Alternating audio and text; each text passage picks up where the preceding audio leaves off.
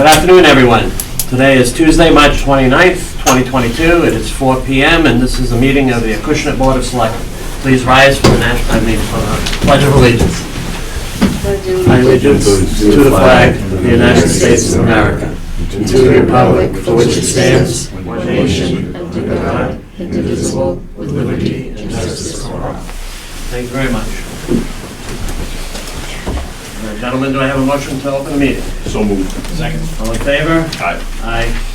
Very good. We're going to move right over to appointments. Number one on our appointments this evening is the Fabian family. Fabian family is donating defibrillators for the town. Mr. Warner? Yeah, thank you, Mr. Chairman. To members of the audience and those watching, so we've got a really special evening tonight. For those of you who know, don't know, the Fabian family from Acushnet tragically several years ago lost a family member, their young son, Jake Fabian. And the Fabian family has shown a great deal of perseverance and has decided to do some great things in his name. And with the Jake Fabian Foundation, really trying to make an impact on our community, specifically in Acushnet. And with that, I'd like to invite Mrs. Fabian to the podium to just tell us a little bit about Jake, your son, and your family, and your work with the foundation. And you can announce what you're presenting to the town this evening. Okay. So I'm Jean Fabian, and my family is here with me, my husband John, and our three children, Josh, Jessica, and Jeff. And we lost our son, Jake, 2.5 years ago from a fatal arrhythmia. Quite a shock. He was on a treadmill. He exercised. He did marathons. He played baseball, everything.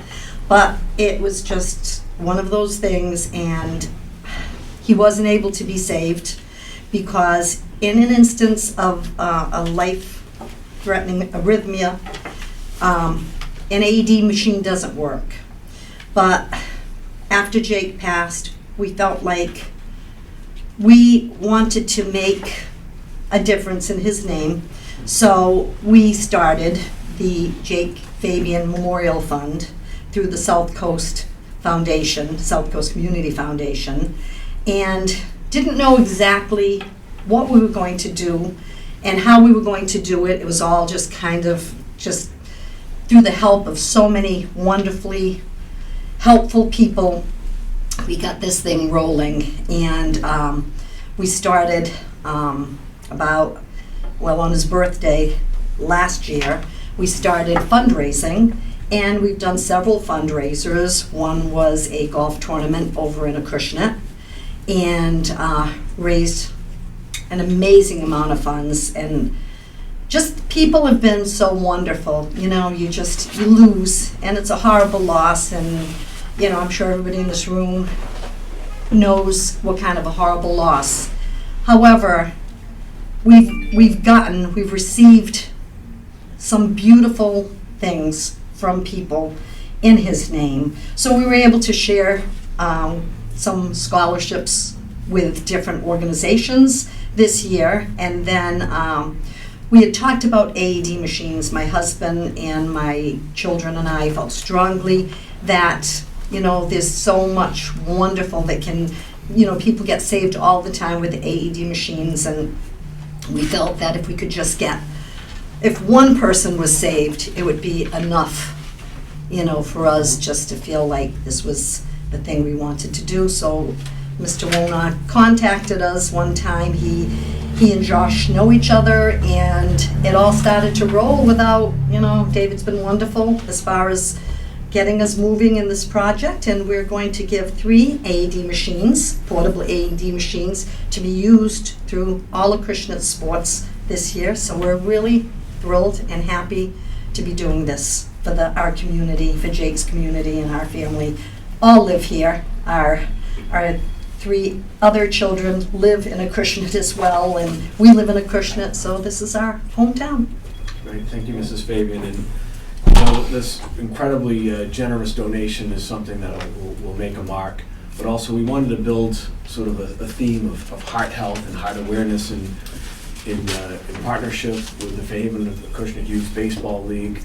We're going to do some public awareness on opening day. We have Jay Williams, who's the president of the Fairhaven Acushnet Youth Baseball League, here as well. And so on opening day, the Fabians we're going to ask coaches to wear red bracelets in honor of Jake to build heart awareness. I've talked to our Chief Gallagher. We're going to be ordering signs for the fields, for CPR, the CPR basics and things of that nature, again, to bring awareness. And we'll have these 3 machines on site at Poe Park. And again, just cannot thank you enough for not only the monetary contribution, but really the emotional contribution that you're making to the town of Acushnet. It's just something to behold. So thank you very much for that. And thank you for letting us participate this way and have such a wonderful remembrance for Jake. Thank you very much. And so in speaking with Chief Gallagher, you know how it is when you work with Chief Gallagher. It's when we talked about the models that we wanted to purchase, but we weren't going with the basic ones, right? And so Chief has ordered the industrial commercial grade, that the ones that we use here in town, and our EMS will house them and service them and make sure that everything is done properly. So when we do it the right way. Chief, is there anything that you want to offer? I know the Fabians have already come forward, right? That's you. Mrs. Fabian, when you go home tonight, please know that you are the reason why I'm calling my 93-year-old mother to tell her how much I love her. Mr. Wodar and gentlemen, the kind donation from the Fabian family is allowing us to purchase 3 Heart Start defibrillators from Philips Corporation, which is one of the premier manufacturers of AEDs. AEDs are the automated external defibrillators. What is very important about this particular model, you probably know that the machine has pads that are placed on someone who is in a certain arrhythmia. And if it's a child, usually you have to have other pads. The problem with that is they can sit for a long time and get dried out, possibly not work. But these machines have a key that allow it to go from adult to child mode with a turn of this big old key using the same pads. And there's also an alarm system which will let us know if any of the components, the batteries, the key, the pads, need to be replaced. So these are our top-of-the-line machines. When they're not in use with the baseball league, we will take them back to the station, clean them up, store them away for the winter months, and then roll them out again when the fields get populated with kids. Because of this project, did a little bit of research, and it is amazing how many cardiac arrests happen at ball fields across the country. And what was equally distressing was it's just not grandfathers like me, it's the kids as well. It has been numerous saves across the country because of proper location of AEDs at the ball field. So this is a huge gift to the town, and it will be exceptionally beneficial, I'm sure. So thank you again. Thank you, Mr. Speaker. Thank you, gentlemen. Thank you very much. We could maybe ask the Fabians to come up, gentlemen. We can take a quick photo with them.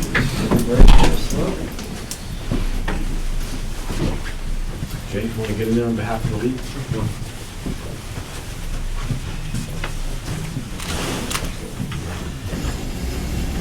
Mr. Chairman, jump in there. He's our money guy, right? There we go. Thank you very much in remembrance of your son, the Family Foundation. I appreciate it. The town appreciates it very much. Thank you. Okay. There we go. That's good. Thank you very much. Excellent. Thank you so much. We'll stay in touch between you and the next place. Right? Sure. Thank you. Nice to meet you. Thank you.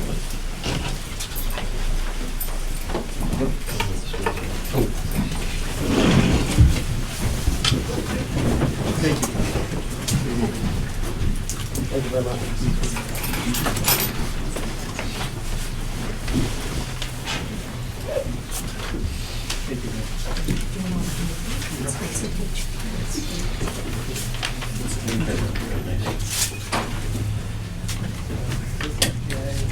Excellent. Next on the appointments on our agenda this evening, we have Sylvia Mowbray Hilton from Coastline Elderly. Sylvia, how are you today? Good, how are you? I'm doing well. Nice to see you again since we met at the COA last week. Yes. Very good. So Sylvia, you're here tonight to tell us a little bit about Coastline and commemorate the 50th Yes. anniversary of Meals on Wheels. So good afternoon, everyone. Sylvia Mowbray Hilton, I'm the Chief Operating Officer at Coastline. I met several of you last week, and I want to thank the town of Acushnet, the Select Board, and especially Heather from the Council on Aging for all the assistance and the support that we get from the town and the different organizations in the community. People often think of Coastline and only think of Meals on Wheels. We serve 1,400 meals throughout our community daily. That's a lot. And it's not only the meal, we try and say it's the social aspect of it. A lot of people don't have anyone, they only have that person delivering the meal. So that's very important, especially now with COVID, people have not socialized at all. It's also a safety check with the police because quite often they don't have anyone checking on them and the drivers might be the only ones seeing them that day and might have some kind of medical emergency or just not feeling well and they're that point of contact. Coastline also has other services. We do homemaking, personal care, home health aides, social daycare, adult day health. We offer a variety of services for anyone that's 60 and older. We also have a One Care product for the town as well, in case people are not aware. One Care is for individuals 21 to 64 that are disabled. So we kind of cover everything. We also have personal care attendants that service the children on to, the whole aspect from 12 on up. So we do a lot for a lot of different age groups. I just want everyone to be aware of that because I think quite often it's usually just Meals on Wheels. But Meals on Wheels, it's a 50th anniversary, so it's a very special year for us. Again, we service a lot throughout the pandemic. We continued to service the community with help from the councils on aging and the volunteers throughout the community. We did not falter. There was not one day where we did not deliver a meal. We delivered 7 meal packs for those that we weren't able to get to every day. So on behalf of Coastline, Justin Lee's the Chief Executive Officer, our board of directors, I thank everyone. Well, thank you very much. Thank you. Sylvia, your services are greatly appreciated in the town. And on behalf of the town, we have a official citation thanking Coastline and commemorating them. So, gentlemen, want another photo? We can get it. All right, photo night tonight. I'm glad I don't have to wear a hairnet this time. The hairnet and the apron, there must be pictures somewhere of that, right? Oh yeah, it's on our Facebook page. There we go. Is that? Thank you very much. Thank Excellent. you. Thank you very much. Thank you. Thank It was you. great seeing you again. Thank you. Thank you.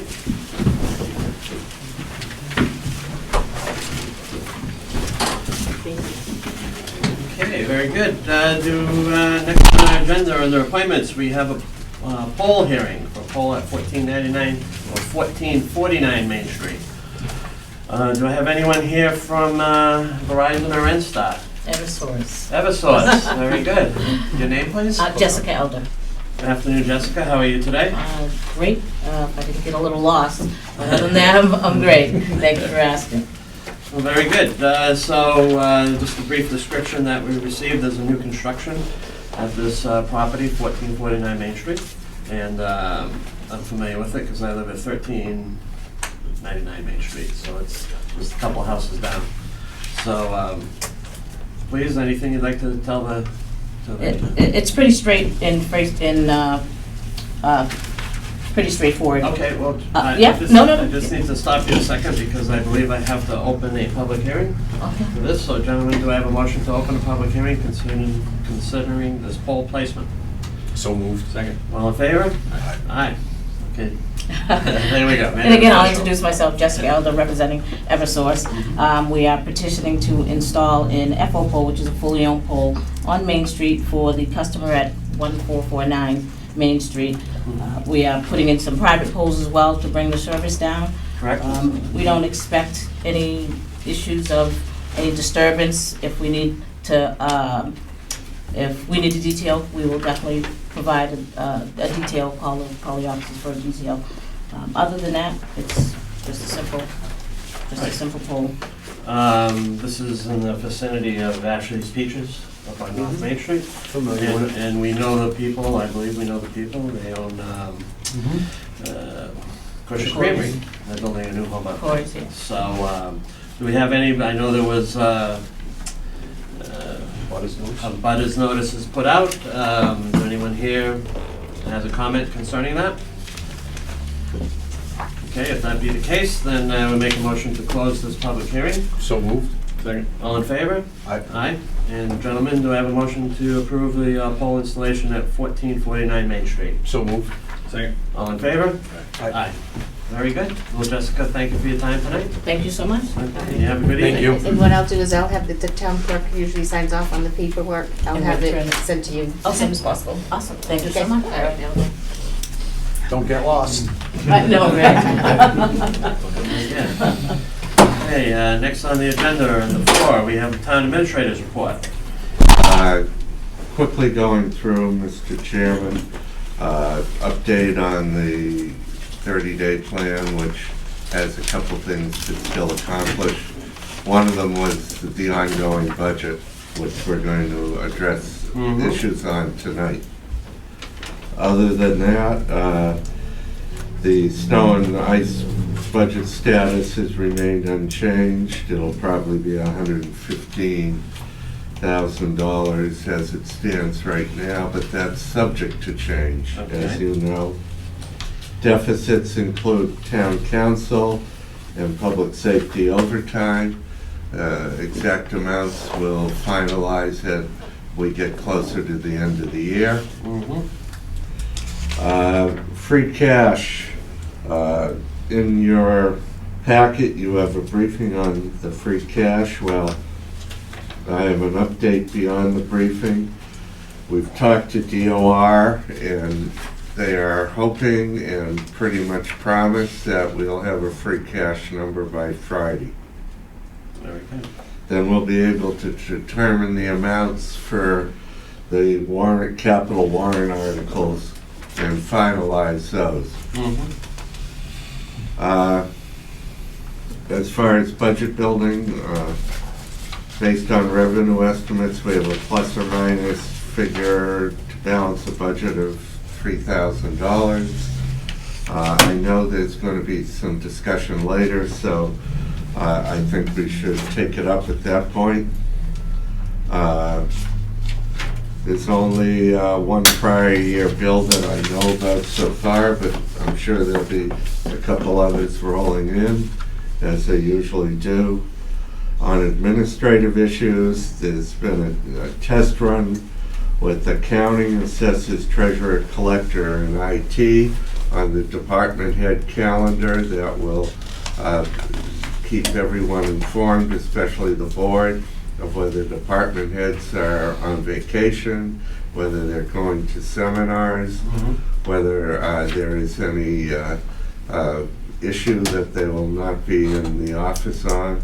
So you won't be able, you will not have to call them and find out they're not there. You will already know. Very good. Thank you. As far as some of the miscellaneous issues, that settlement we were pursuing, there was an issue with his bank and how we transfer it. Councils got together and agreement was made. So Because he originally he wanted electronic transfer, but his bank had an issue with how we would do it. But he did receive his first payment? Yeah. Okay. There's been an issue with the soccer fields that we were told about, where defraying cost for maintenance and care It's really a school issue.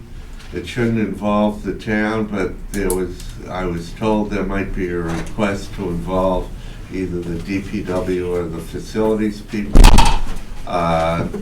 It seems to be just an issue of finances as far as the soccer association, and they were looking for a discount from the school. The school decided not to give them a discount, and so I was told they might be shopping around elsewhere for help with the mowing, but I haven't been contacted. Okay, very good.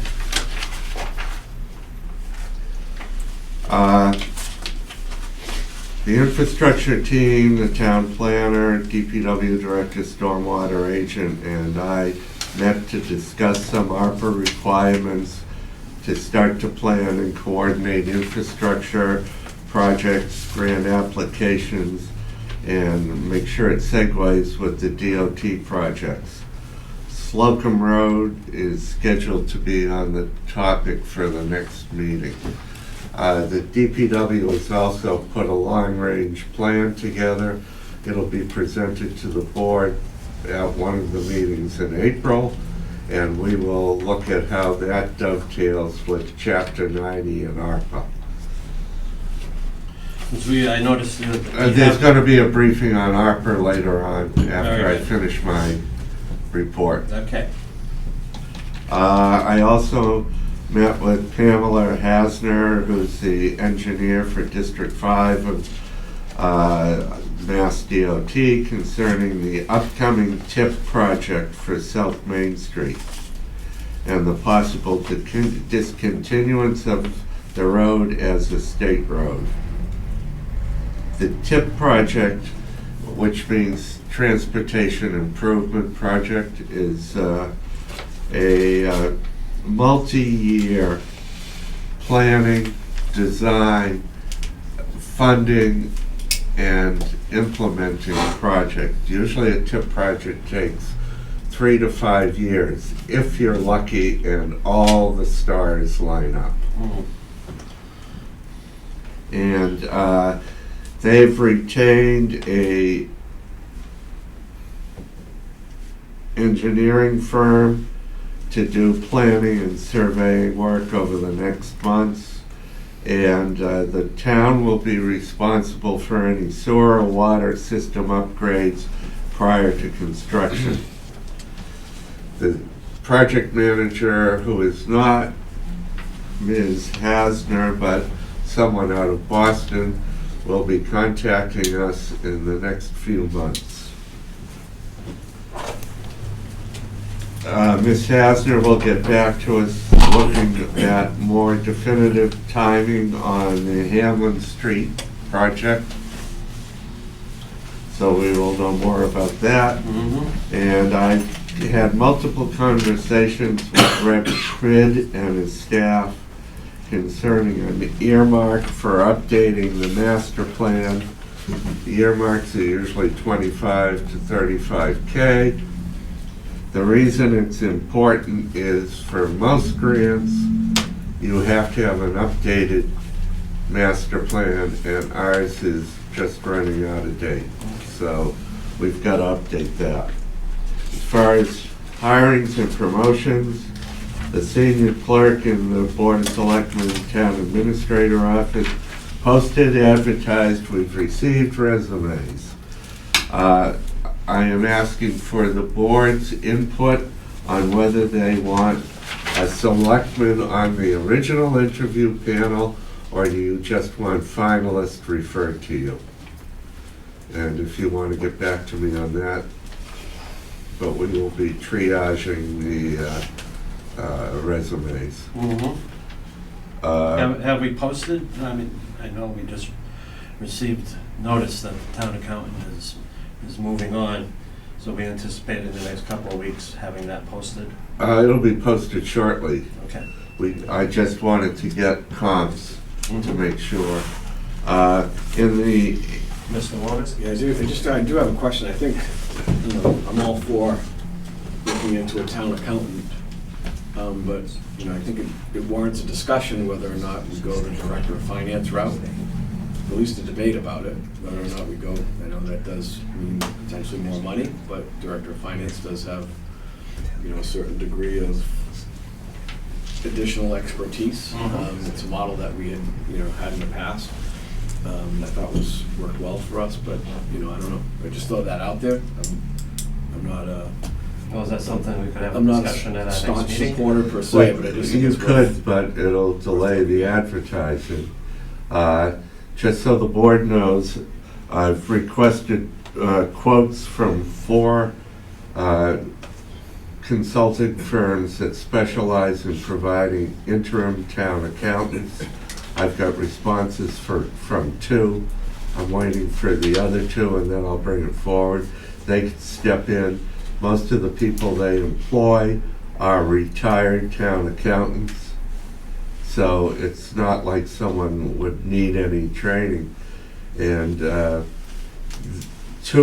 one of the 2 that I talked to was very pleased that there's an assistant town accountant on site, that even after the town accountant would leave, you'd have some institutional knowledge. And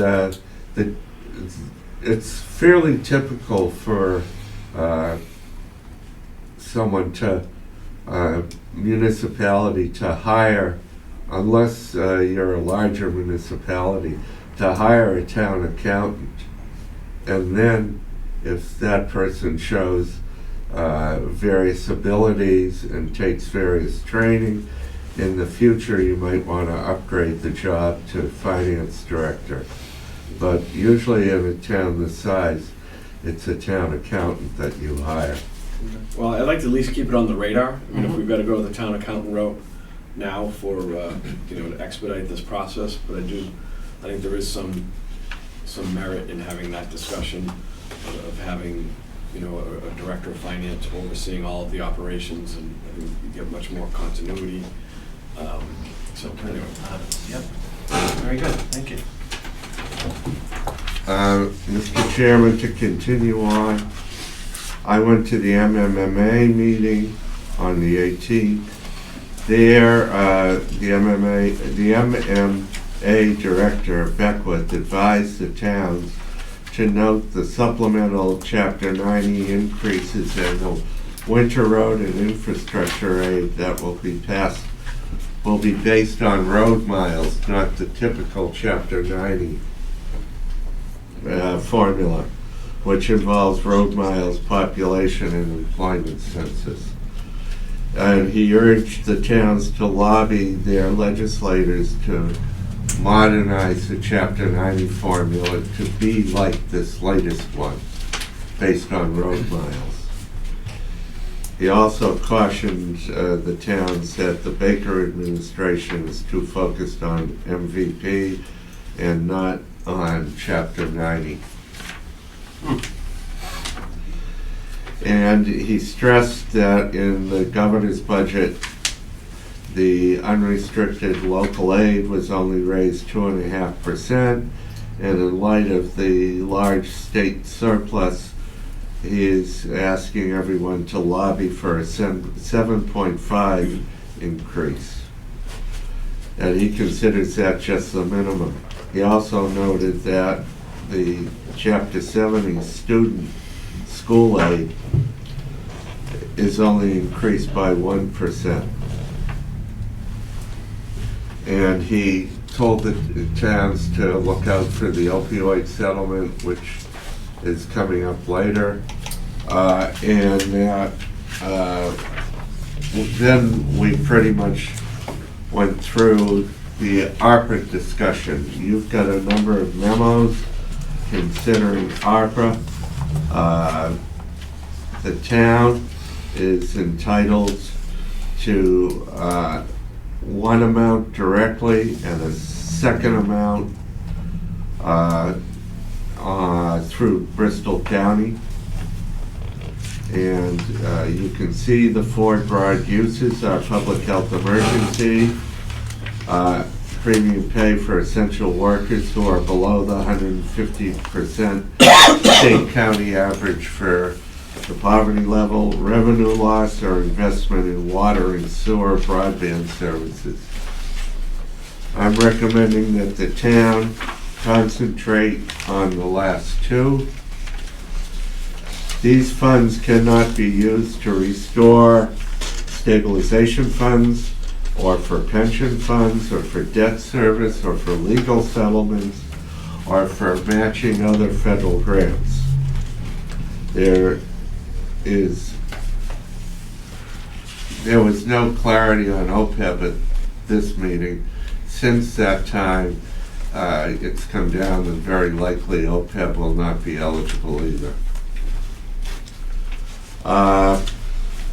The revenue loss category has two ways of going. One, you can itemize. The other, you can take an allowance similar to the standard deduction in tax returns. Then you do not have to itemize all your costs. It's advised, since we're way below the allowance level, that we pick the allowance. Then I had a subsequent meeting with our consultant, our ARPA consultant, and found out the town must close out the CARES Act process and get the final sign-off completed. It should have been done last year, but it wasn't, so we'll get that done. It's being in the process right now. Second, the county portal must be set up. We set it up. Third, we verified the DUNS, SAMs, and NEU numbers are valid, so we're eligible. And fourth, we're preparing with the consultant for an April 30th reporting date, which should not be that difficult, because we've really done nothing yet. And you can see most of the issues laid out in the memos. If there's any questions, I'll be glad to answer. And I think I've gone quickly through that, and we can get to the meat and potatoes. Mr. Chairman, Yes, Mr. Gaspar. if I can just take Mr. Kelly back on the budget issues and financial issues and deficiencies. Public safety overtime projected at $200,000. You said we'll look at that towards the end of the year. Would that be something that we would need to article to cover that? It could be, but it might be that with the after May transfers, we could move stuff around. And that's why I'd be looking in the middle of April at probably the next meeting to give you an update of whether there's even a possibility of that. So you're talking about the interdepartment transfers at the end of the year? Thank you. Very good. Okay. Number 5 on our agenda this evening is budget discussion. And first up, we have Fire EMS. We have Chief Gallagher still here. Let's see this. Hello again, Chief. Hello, Mr. Chairman, gentlemen, Ms. Leonard. Good. I am here on, I think there's 2 other items on your agenda that you have me here for. You want to do all 3 of them at the same time? I don't see why not. We could move things around for that. We could, but, It's your meeting, Mr. Chairman. you know, you want to start out with the budget first Sure. and work that way? Yeah, the other 2 are extremely brief. Right. We have the opioid settlement and The assessment center. the assessment center. Very good. So gentlemen, I presented to you in the Finance Committee a budget for the Fire and EMS Department. First, before I begin, they have the memo? Mm-hmm. Okay, and it's revised, dated February 23rd. What memo? My cover memo on the budget that goes through each and every line item. Tells you if there was an increase or a decrease. I have that here in front of me. So, So, Mr. Chairman, you want to do the other 2? Sure. yeah, let's we'll go out of order here Nice for little this, and placeholder. let's move on to the under old business. We get the Fire EMS opioid settlement. Very good, thank you, sir. As you know, going back to the days of Brian Noble, as our town administrator, we were very quick to participate in the lawsuit against Big Pharma. The state spearheaded it. Acushnet and several other surrounding communities did all the legwork locally to qualify to be part of that. That suit has been settled, as you may have heard, rather large settlement against an enormous corporate structure. And the Commonwealth is going to be receiving a certain amount of funds from that settlement. It was initially described to us that 15% of what the state would receive would be funneled down to the participating communities.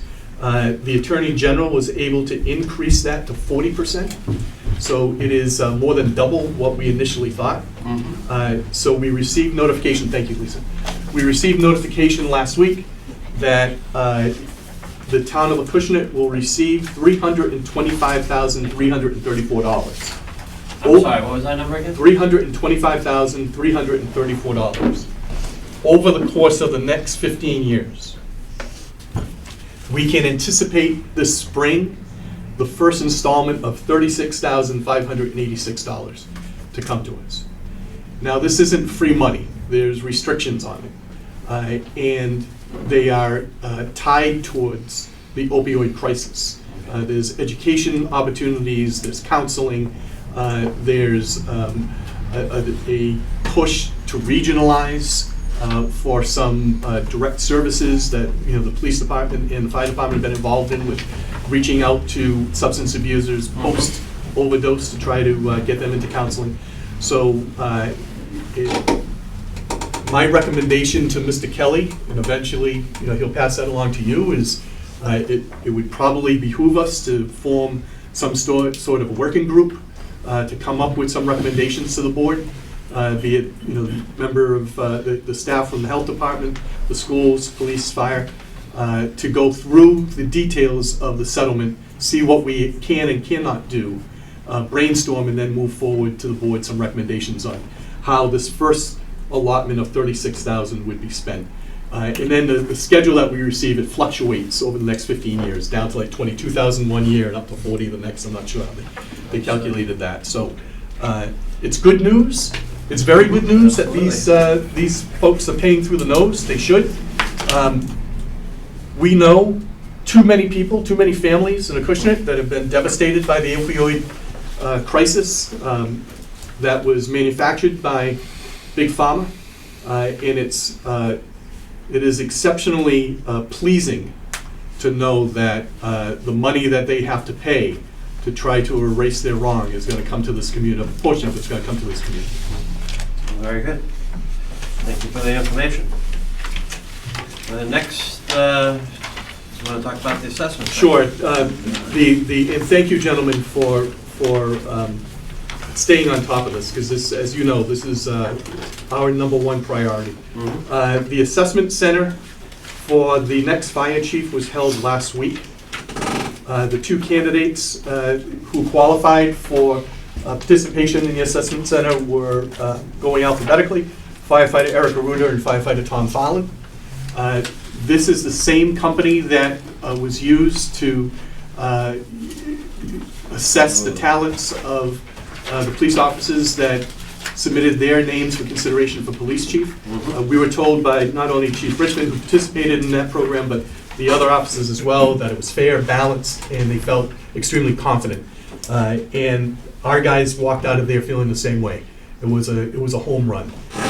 So now, Mr. Chairman, we need to decide what the rest of the process would be. I made a recommendation to Mr. Kelly that I know you have before you.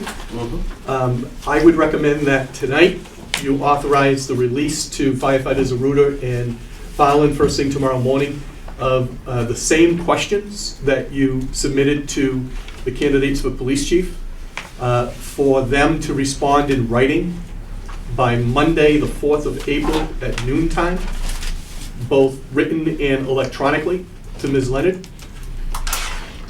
And she and I have talked, and we will be able to get that to you as quickly as possible for your review.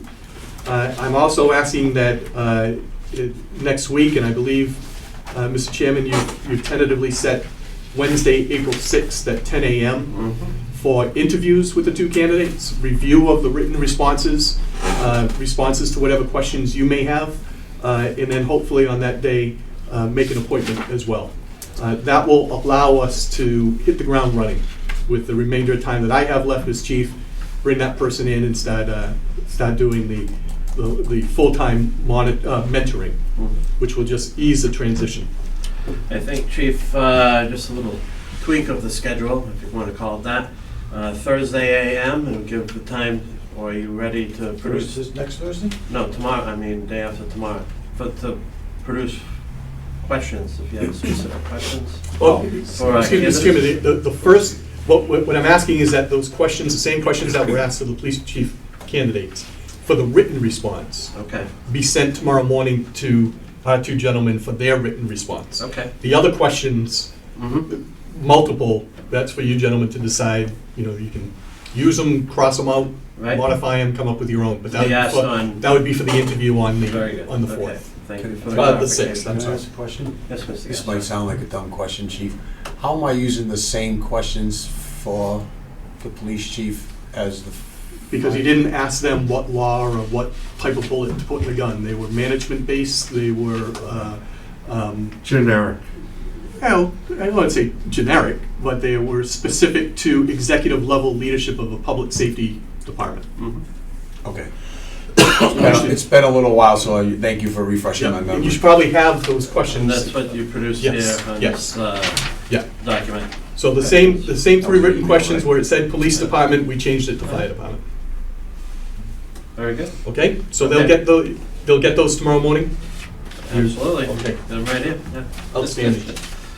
All right, now on to the budget. Unless there's any other questions on the assessment or transition? No, not at all. Gentlemen? No, I just think that this is a once-in-a-generation, right, decision. I mean, I don't see these very often, so I appreciate the amount of time the chief has put into it. I appreciate the amount of time that the candidates have put into it, and I look forward to going through the process and coming up with the next leader of the fire and EMS department. So thank you. Excellent. Excellent, thank you. So my successor is going to inherit a budget that has an increase of what I'm proposing, $23,000 over last year's. And in walking you through, if that's what you're looking for, Mr. Chairman, where those modifications begin, I will tell you that I left the fire chief salary alone. I can't read your minds. You're going to have to negotiate a contract with my successor. So I thought it best and prudent just to pass that same amount on and let you decide what you want to do with it. Mr. Gaspar, you want to comment on this? No, I'm just clearing my, Okay. at this point, I'd like the chief to finish his budget. Part-time salaries, call salaries would increase by the 2% COLA that's been discussed. The EMT part-timers, we have been talking as a group, the Board of Selectmen and I, a few times, about bringing the part-time EMTs to parity with the call firefighters.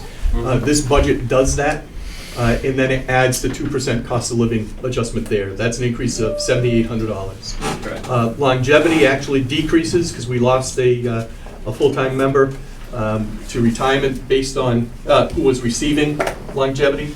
The other increases are to keep up with the cost of things. Clothing allowance increases by $500. By July 1st, we should have a full complement of 8 full-time firefighter paramedics, firefighter EMTs. It's been fluctuating all year long, so we expect an increase for clothing allowance. Maintenance of the building increased by $500 as well. The project that Mr. Marriott and I are working on is the painting of the exterior of 60 Middle Road. If you drive by there, it looks horrible. The paint that was applied just a few years ago is peeling off in sheets. So we're looking to use the funds for the increase for that, as well as we're experiencing the same issue on the inside of Fire Station 1 here on Russell Street. The inside of the exterior walls is peeling for some reason. Jim's on it. But the labor is gonna be the young men. Tyler and Miguel. Yes. Yes. Yep. Vehicle, routine maintenance of vehicle, again, to keep up with the cost of living, $500. Training, again, we're at full complement of 9 full-timers if you count the chief. Increase that by 500. Medical supplies, we have been going great guns. Our call volume is up. As you know, our revenue is also up on the EMS side, but that eats up an awful lot of supplies. So asking for a 10% increase to that line item, or $2,888. The assessment center can be removed from the budget. We're not going to need that moving forward. That was $4,000 last budget. Dues and subscriptions. This has been a tough one to corral. We use these for this line item for the service plans for a lot of our important equipment. They keep creeping up, as well as all the mandatory licenses and memberships as well. So I'm seeking a $2,175 increase. That will put it in line with what the actual expenditures were this year. I'm asking for 2 new line items. Our fleet of apparatus, as you know, is aging. We want to get as much life out of them as possible. And there is a process by which the undercarriage of the apparatus would be freed of the rust that has developed, and then a protective coating applied. Very common in salt areas that utilize road salt. That's a $1,700 cost just to do ladder 1. My recommendation to my successor would be to keep this line item in the budget, and if possible, keep it funded every year at about that amount, so that we can take care of the other older vehicles as well. And then last but not least, we have a line item for pagers. I'd like to modify that a little to include a recorder.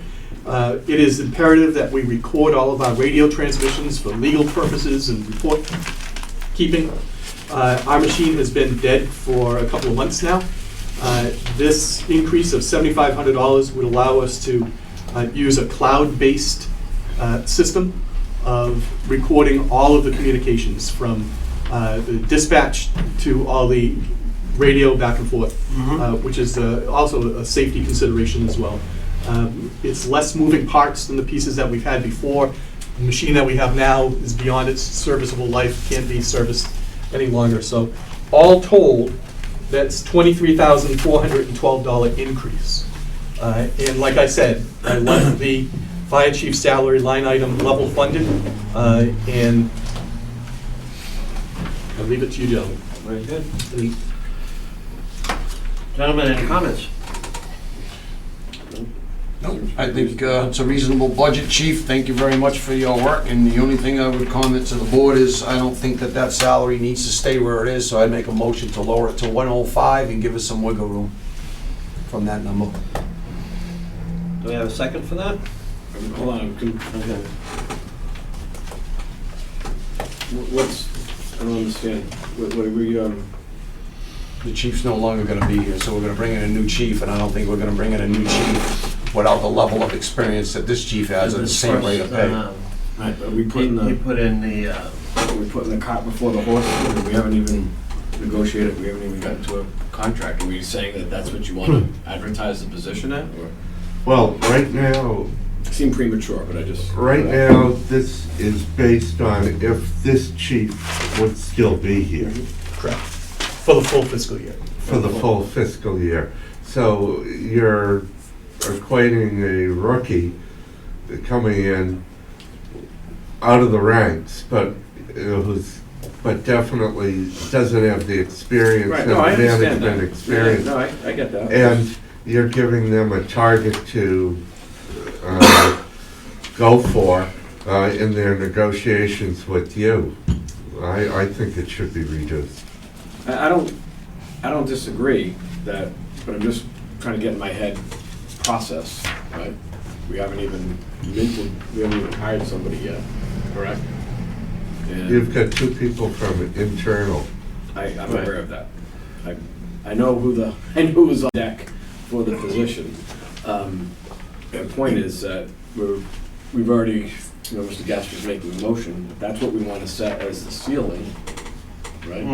Right, but I just feel like, maybe we want to be a little more than that, I don't know, you know, it seems premature, right? If we kept it at the same number, that gives us the ability to, Well, it also gives the ability for it to be pushed right, higher. well, ultimately, we You know. make the decision, right? We know what our threshold is, right?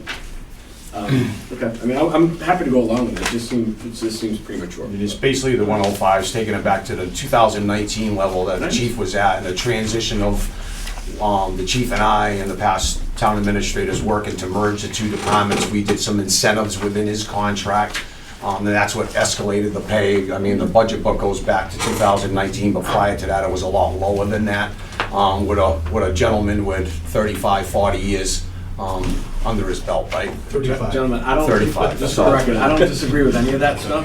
There's mornings where it feels like I 40. think, Dave, I think we're just moving the number now instead of, I mean, Understood. We have a bigger discussion about how Mr. Kelly's done the budgets, where we're at in the budget process to talk about later. I have some ultimate concerns about how much we're using in excise tax to balance the budget, some of the excess capacity that he's taken off the table, which throws an additional $410,000 of money that we don't have in the future I'll years. second the motion on 105. I think we're gonna make some cuts is what I'm saying, and I think this is an opportunity to make a small cut and still leave this board plenty of room for negotiations. okay, so I have a second, all in favor? Aye. Aye, we're dropping it to 105 on that line item, so we'll adjust the budget accordingly. Mr. Kelly, correct? I'll address it. Okay, very good. Mr. Chairman, I Yes. also would call the board's attention, which the chief did, to the 2% increase for call firefighters and part-time EMTs. We have not yet negotiated with any of the other collective bargaining units, and we have not set an amount. I think it's premature to set the amount here. And I think that should be backed out. Gentlemen, any comment on that? If we're giving it to You'd these have people, to agree. I would, I mean, if you're not determining what the COLA is gonna be yet, we can we're gonna have revisit that it. conversation as well. So I mean, I'm gonna have that conversation with the board, I hope to anyway, if I'm allowed. So we're gonna have to revisit that when the other units are finalized as far as the collective bargaining goes. And just remember that these folks are out there. So if that's the pleasure of the board, could I just ask that we keep in the increase to bring parity to the two group? And I believe that in my memo, I said that's $4,648. And then with that, I added a 2%. So if you back out the 2%, the parity amount, dollar amount of 4,648 brings us to parity between the two. I'm fine with that, Thank chief. Okay, I'm fine with Okay. that also. Very good. Excellent. So, need a motion to adjust that down to, so we're adjusting it down to 4648. 4648, correct. Just take the 2%. And the other one, adjusting the 2% raise. And the, correct. Very good, so we have a motion. The two line items that are affected by Call the 2% firefighters would be COLAs. level funded, and part-time EMTs would be increased by 4,648 for purposes of parity, not cost of living adjustment. Correct. Okay. I'll make that motion. Second. All in favor? Aye. And the only other item I have is the article for the town meeting. As you know, you gentlemen have been supportive of our need to replace our self-contained breathing apparatus. That's correct. The article seeks $320,000 from ambulance receipts. Please know that in the bank already, from the previous town meeting, we have the local match if we get the grant of $15,000, which is 5% of the ask. So that's already there, and we're hoping to hear anytime soon on the grant. But the plan B would be if the grant fails, we would have the town meeting article with that big nut paid for by surplus in the ambulance receipt account. Very good. So you're saying if it's 325, I remember that number, right? 320 or 325 for the apparatus to replace them all, right, across the board? Yes. Right. Including call? Oh, yeah, Everybody, completely? Right, it was like 46. the riding positions, we go by riding positions, so it's the number Oh, of that's seats that right. we have on the It trucks. goes by the apparatus, the Okay. size of the apparatus, Yeah. whatever. So that's to replace them all, and you're saying there's a grant? We've applied for a grant for $325,000 to the federal government. We're waiting to hear. We already have the 5% match sitting in an account already that was appropriated at a previous town meeting, so we wouldn't have to come back to the town for that. But if the grant fails, and it did fail last year, then we have the backup, because we have to replace them right at the end Right. of using the surplus EMS revenue. And even if we went to town meeting for the 325, and we ended up getting the grant, if it comes in after the town meeting, we would just replenish that, dissolve that article at the follow-up town meeting that we could to replenish the EMS reserve receipts. Gotcha. Thank you. Okay? Very good. All right, thank you, gentlemen. Thank you, Chief. Have a good evening. You actually could just leave it in the account and never take it out if you got the grant. What if the articles, if it's an article and it's approved, don't you have to dissolve the article so it's not sitting there outstanding? It could be a journal entry. I know we have a bunch of outstanding articles that we haven't had Well, time we've for got us a- to go through that and hash that out, but we have some articles that have been sitting out there for 3, 4, 5 years that just need to be. Actually, some 12. Well, That's why this board needs to, if you haven't used it after 2 or 3 years, And some of them would be available. For example, you've got a couple for the emergency management that you could use to defray the request for the boiler for the emergency management building. So you wouldn't have to use free cash. correct. Excellent. okay, next on the budget discussion, we have the police. Mr. Chairman, out of courtesy to my fellow department heads, if you want to take care of the other departments first, I know I owe Dan one from the night we went before the finance committee, so I have no problem waiting. It's your discretion, sir. Very good. Sure, we'll let Dan go first, seeing how we got zapped by you on the last finance committee meeting. Thank you. I'll take that. I'm sure you will. I know. How are you this afternoon, Dan? Good, how are you guys doing? I'm doing very well, thank you. We have a couple things to discuss. Yeah. Okay. You guys want to start with highway? Absolutely. Tab 20. Thank you. Just before, as the board is getting to their tab, I would like to commend the highway superintendent on his work in the infrastructure working group. He's helped out a lot, and with the ARPA money and the Chapter 90 money, we're starting to come to a real viable plan. And he and the town planner and the Concom stormwater agent who was He's Oh, here. he's is here, And, they've been invaluable. very good. It was very good to hear that. Police chief and fire chief also. Excellent. Excellent. Well, there you go, Dan. All right. Kudos. All right, well, out of the salaries, the only increase is contractual. We have one in the office, and we have one in the water, highway rather.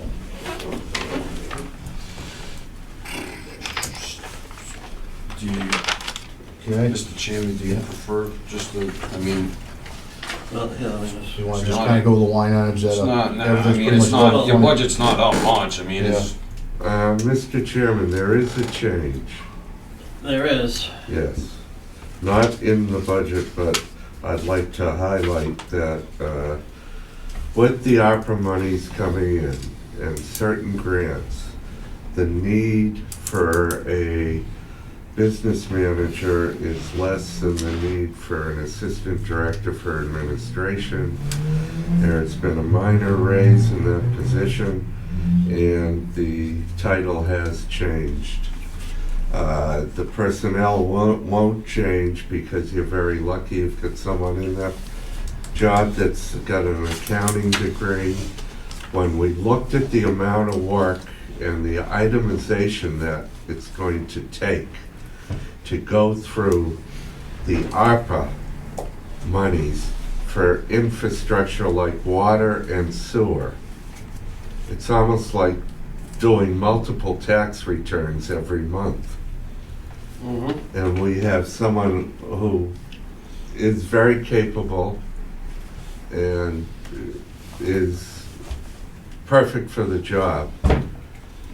And when I see talent and I see a job that needs to be done that can be matched, it's my recommendation that this title change is a very minor salary adjustment.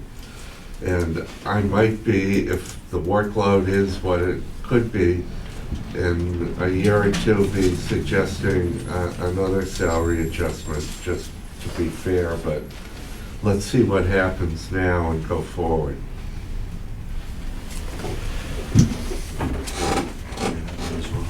Yeah, I know, I'm trying to, It's right on the sheet. I don't have nothing like that on my sheet. so- Yeah, no, we gotta look, you gotta look at two sheets. That's, Mr. Kelly and I, Mr. Chairman, yes, Mr. Gaspar. Mr. Kelly and I have looked over, and he's made this sheet here that he's handed off. Here, the sheet here. And there is some adjustments to the budgets, because when I was reviewing the budgets, the math didn't work out, so he provided us today, and me this morning, this, where it says Board of Selectmen recommendations, so he's got a fiscal year '23, so the budgets have been changed to reflect the changes to try to balance the budget. This, So there is a difference in budgets that some of the budgets that we will be looking at, not many, but some. And this ARPA issue is such a fluid situation and what's going on. You want this? But You want this? No, I got it right here. But it's an issue that I wanted to bring up so that the board is very much cognizant of. So What's the bump? it's not what's reflected in the budget, I can say that. He's made adjustments through the budgets, and I've done the comparisons, and they all change. There's a few budgets in this budget book that are incorrect, and I guess over the last 10 days, Melissa and Mr. Kelly have made some adjustments to budget since getting the budget book. It's approximately 35, So and that's across 3 budgets: highway, water, sewer. So Dan, I mean, the budget's not up much at all for the size of your budget. The only one I do 30 have, 'cause repairs and maintenance on equipment is 15 grand. I mean, that's a bigger chunk. It's a third of what you're up. And then gasoline is 20,000, which is out of your control, right? well, that's the one I had kind of a, Over the 3 budgets. that's one I have a concern with. I know, me too. Well, right now, we put it up 20 because the prices were going up, and just going by the last fuel up we had, and roughly we fill up once a month for gasoline, and it's roughly every other month for diesel. It's like $7 grand a month for gasoline, you know what I mean? So I'm getting at, if it stays the way it is, we're probably gonna be short like 10. You know what I mean? Close to, we should be at 130 if the fuel stays at today's price. At this crazy If it price goes that we're down, goes up, so I don't think 120, I mean, it's up to, it's a crapshoot. If it goes down, if it stays the way it is, it's gonna be more like 130 instead of 120. So that's one of the line items I was gonna kinda see if you guys wanna, put it at the 130, or wanna try the 120 and see how it pans out. This year, we're looking at a deficit, so it's probably be 20, 30 grand even this year. We got 18 grand right now, and I think that she didn't take the money out, so I got 11,000 left for 3 months. So, and that's $7 grand a month, just do the math, that's 21,000 just in gas. Good thing we And I have a might be able to reserve get with fund. 1 diesel, so.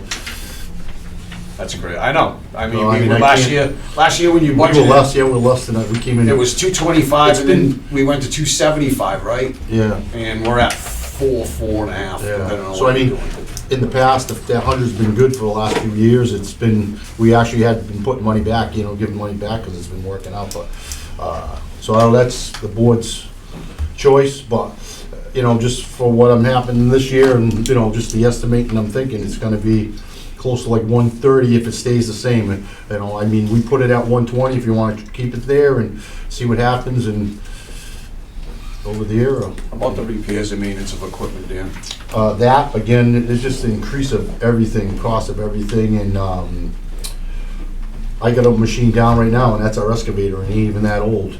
Every time something happens, that thing, it's $8,000-10,000 a whack, if you gotta have a dealer come in. We do all the servicing, all the stuff in-house, but if something like a turbo blows or something, we can't do that. And that's all computerized, and you need computers to even put that in.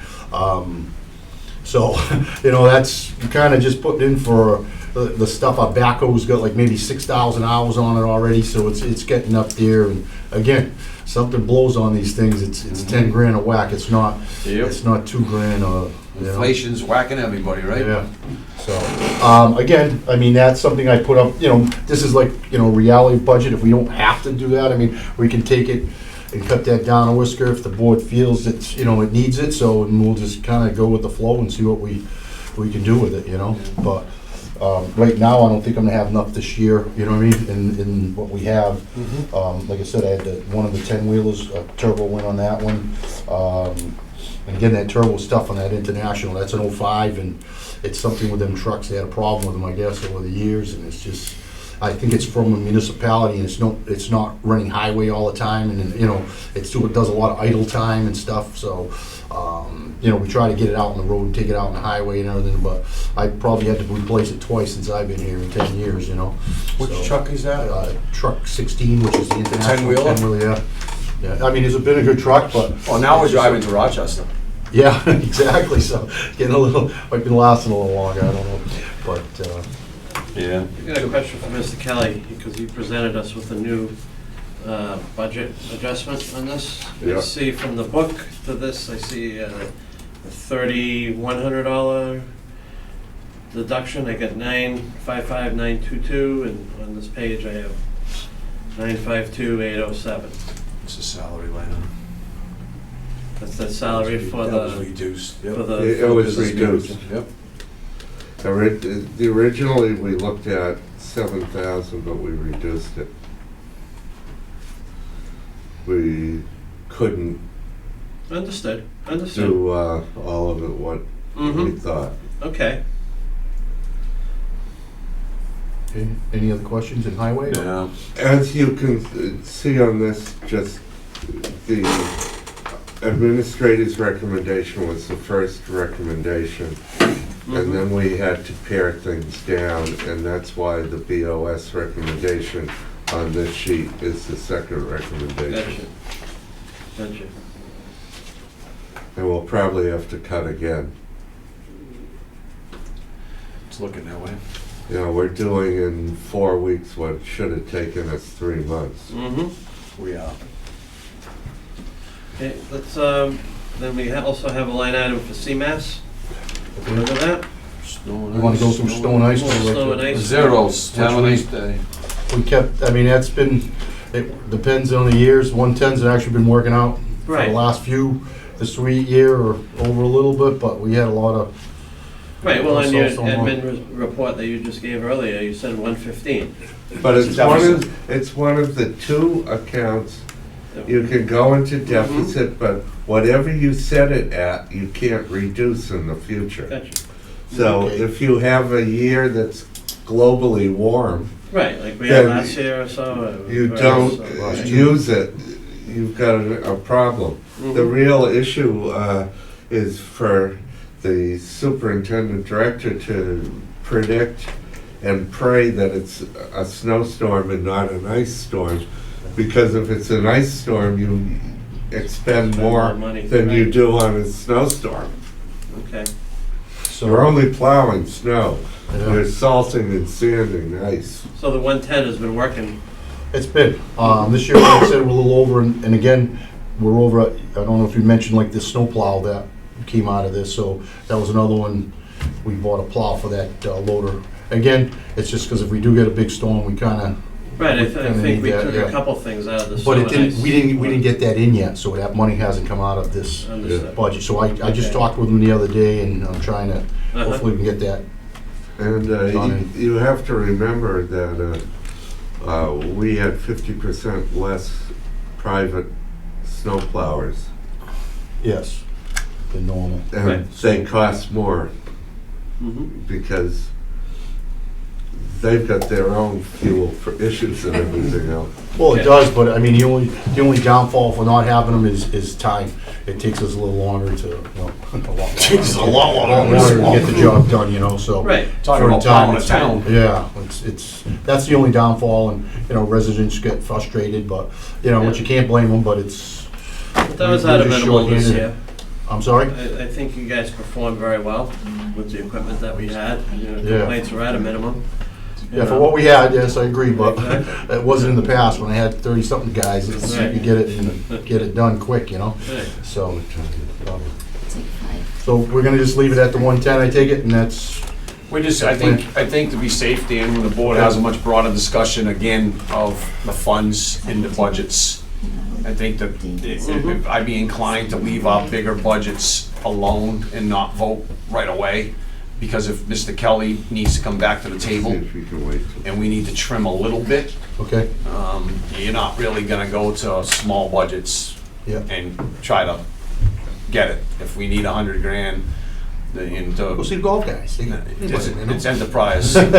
So what I'm saying is, if there's gonna be a need for some small cutting, I'm inclined to leave the bigger budgets open until Mr. Kelly does what he needs to do with the FinCom in the school department and all that, and figure out what we're gonna do. And I think that's a broader discussion. I know we're listening to budgets right now, but it's a broader discussion about what money we're using to balance a budget this year, because there is some significant concerns of mine, where we're going here. Okay, So we're just gonna, all right, I'm inclined to, Okay. leave them open, yep, the way they are. As Mr. Kelly's recommendations have been, have the discussion with the board about funds that we're using to balance a budget. And there's some concerns I know there's some concerns among finance committee members that I've talked to, so I think there's that dialogue that this board needs to have on saying what is gonna be allowed to be used this year for balancing a budget. okay. It's a dramatic change from what we've seen in the past, so. Okay. You guys good with that then? You want to go over to CMAS? Yes, please. Mhm. All right. Well, again, the only increases was contractual. That's with, we have a 5-year agreement with the trash pickup. So that was the 2.6%. And the incinerator from CMAS, which was 4%. And again, that's contract. Those are contractual agreements, because we signed a 5-year back in the second, back in October or November. I think we finally finalized everything, Correct. somewhere in that timeframe. What I want to bring to the attention of the board is the recycling line item, which is the 156. We are definitely going to have some extra funding this year from that, because the cost of recycling, we were at one point, since I've been here, it was always $30 a ton for recycling. Over the years, and in the last few years, it went bananas. It got up to $108 a ton, and that's where we were with this amount, the 156. Okay. This year, it went crazy. They wound up paying us, instead of us paying $108 a ton, we got some low deal pay. It was nothing, it was like $10, $30, whatever it was really low money, but they were paying us to take it. So now it's up to maybe, it was the last time, I think it was like $20 a ton that we're paying them again, but we were 108. So I definitely see this year, we're gonna have some money left over. I left it level funded, because again, I can't, this might be something you can take from. But again, I left it level funding, because if it does go back up to 108, that's where we're at. Did they give you a reason for that dramatic change in cost? Seems like when the president changed, it seemed like everything, so maybe they went back to China. I know China was taking out recyclables, and then it went to Indonesia and Vietnam and stuff like that, Right. so. I mean, that's dramatic. Yeah, we were just saying, what the heck, what's going on with these bills? And then, Oh, Yeah, so I don't know what happened in the market, but something happened out there. I have no idea what made it change or what went to where it is, but, again, it's up on the, incline, but Right. will it stay inclining or will it stay level? I have no idea. So again, this is another one that's really, a touchy one. I mean, I can get you some more Transportation numbers, I costs can are get you, maybe I can talk with the, you know, the recycling company and see if they got any kind of market, what's happening out there, but, you know, with the war and everything else, I have no idea, you know, how that can fluctuate, so maybe I can check with them and see what they predict, so we can come up with maybe a little better number, instead of being that kind of money, that's something maybe you can Yeah, make that absolutely. choice at that time, so that's one Absolutely, of because the that could issues. free up. It's a transportation cost, right? Yeah, So it's Correct. probably going, yeah, of course. hopefully it doesn't get to Anything that with fuel- 108. Yes, because again, cost of fuel's going up, so you know Well, it is going up. It's a moving target, you know, So- at least something works for the better for the town. Yeah, okay, so that's kind of CMAS, you guys got any questions on that? Oh, the salaries, that was an increase too, we didn't go over that one, and that was actually, I mean, the board agreed for 2 guys, but we've been using overtime on that for an extra recycling person, because you definitely need 2 people there. Mr. Gass has been there on Saturdays, but I'm sure Mr. DeRoche, all you guys have really been by there one time. You come there on Saturday, when it's sunny Saturday, that place is crazy. Fridays So are you kinda crazy. need 2 people to watch it, especially with the swap shop open, you know, to be checking in cars and making sure they got stickers and, you know, all that, so, and not dumping things they shouldn't be dumping there, So so. that increases for the second person? Correct, for the 2 days, 16 hours. Yep. That was approved through the summer months when Absolutely. Mr. So Menard that's, needed it. that was also, Yeah.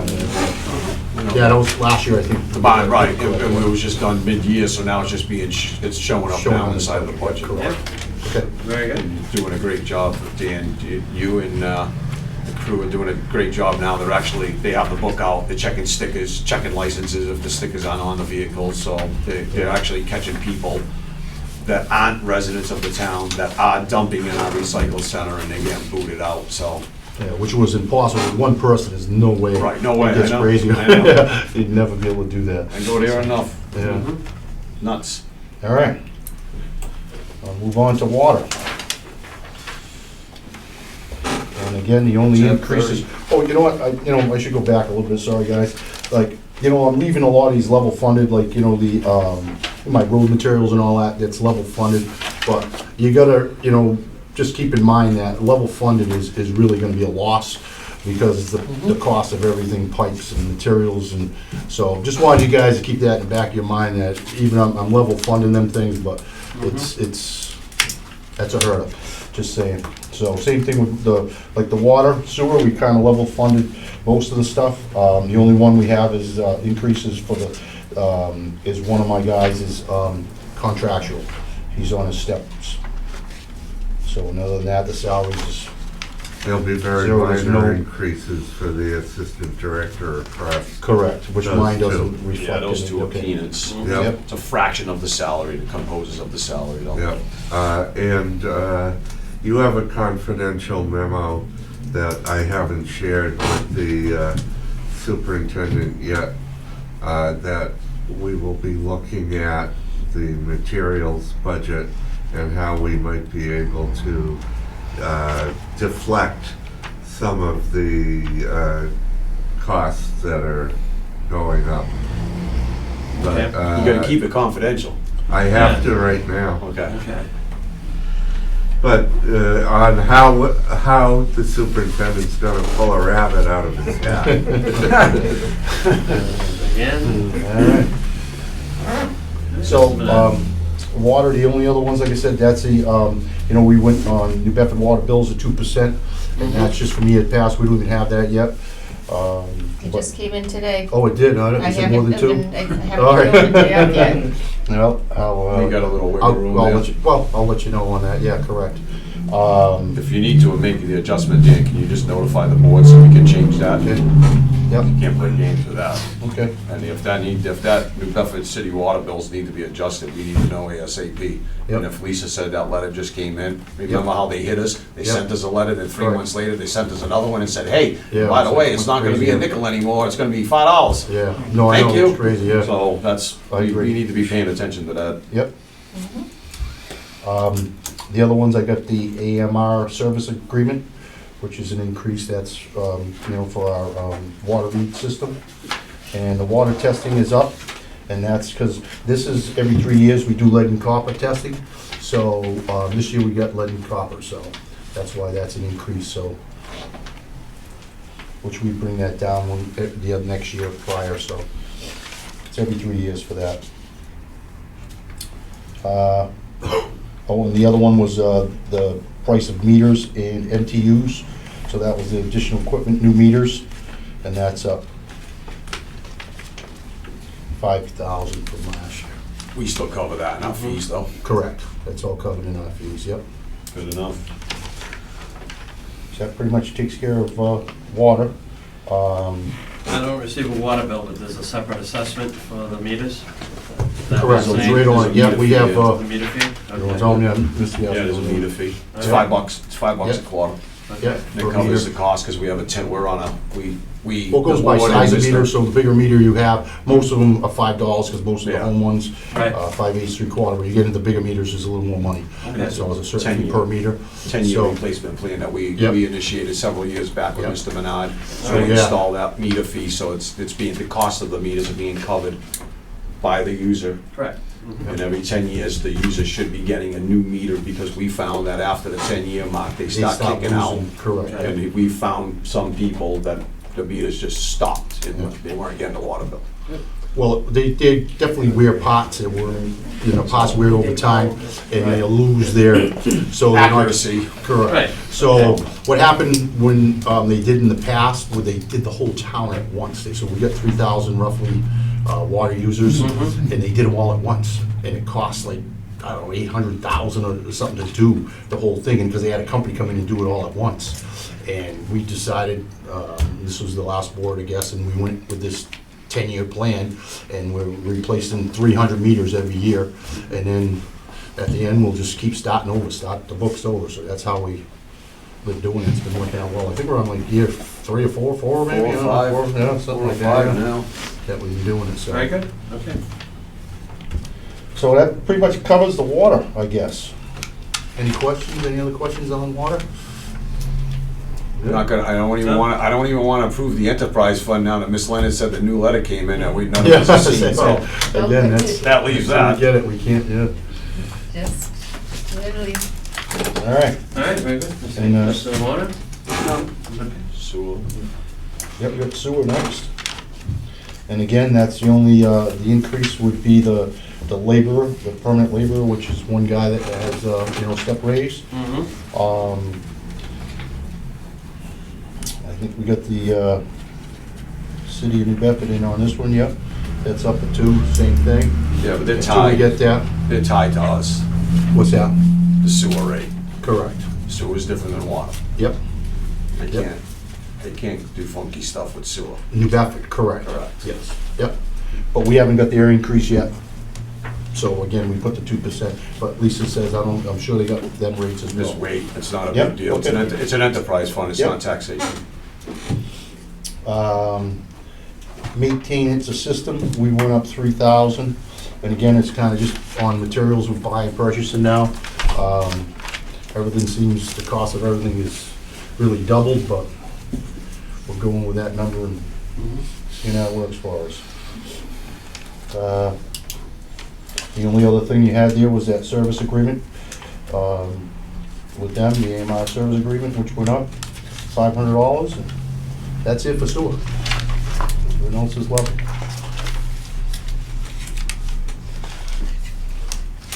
Very good.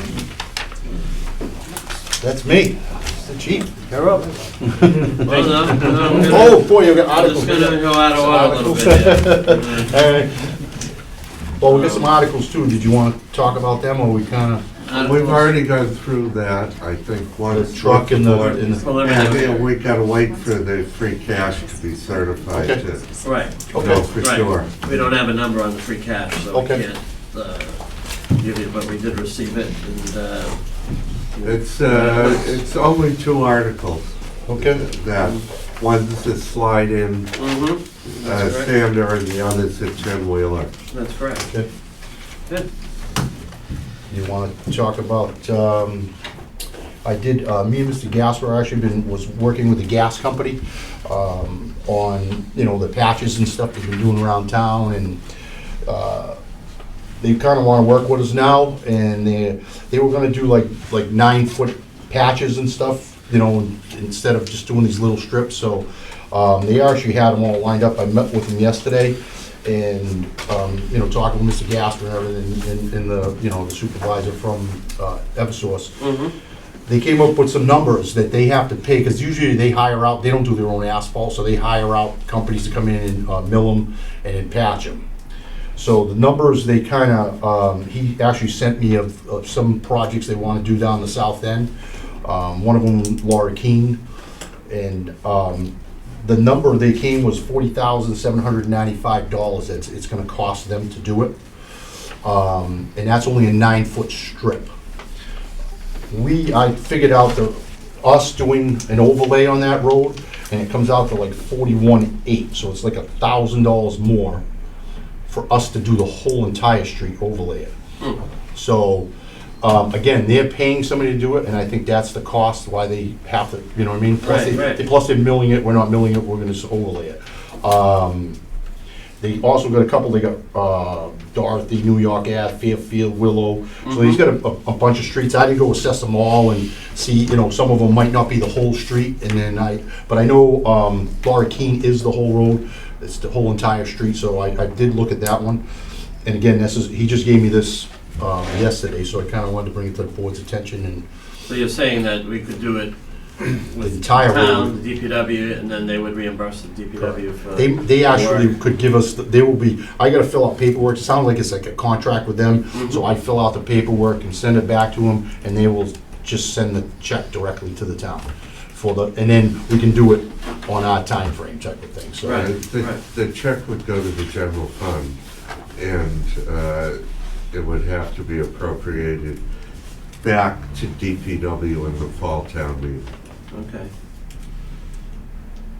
Okay, that was one of the reasons I wanted to kind of check, because You're I wasn't talking sure how about that. If you get a check from the gas company, it would be to the town. Okay.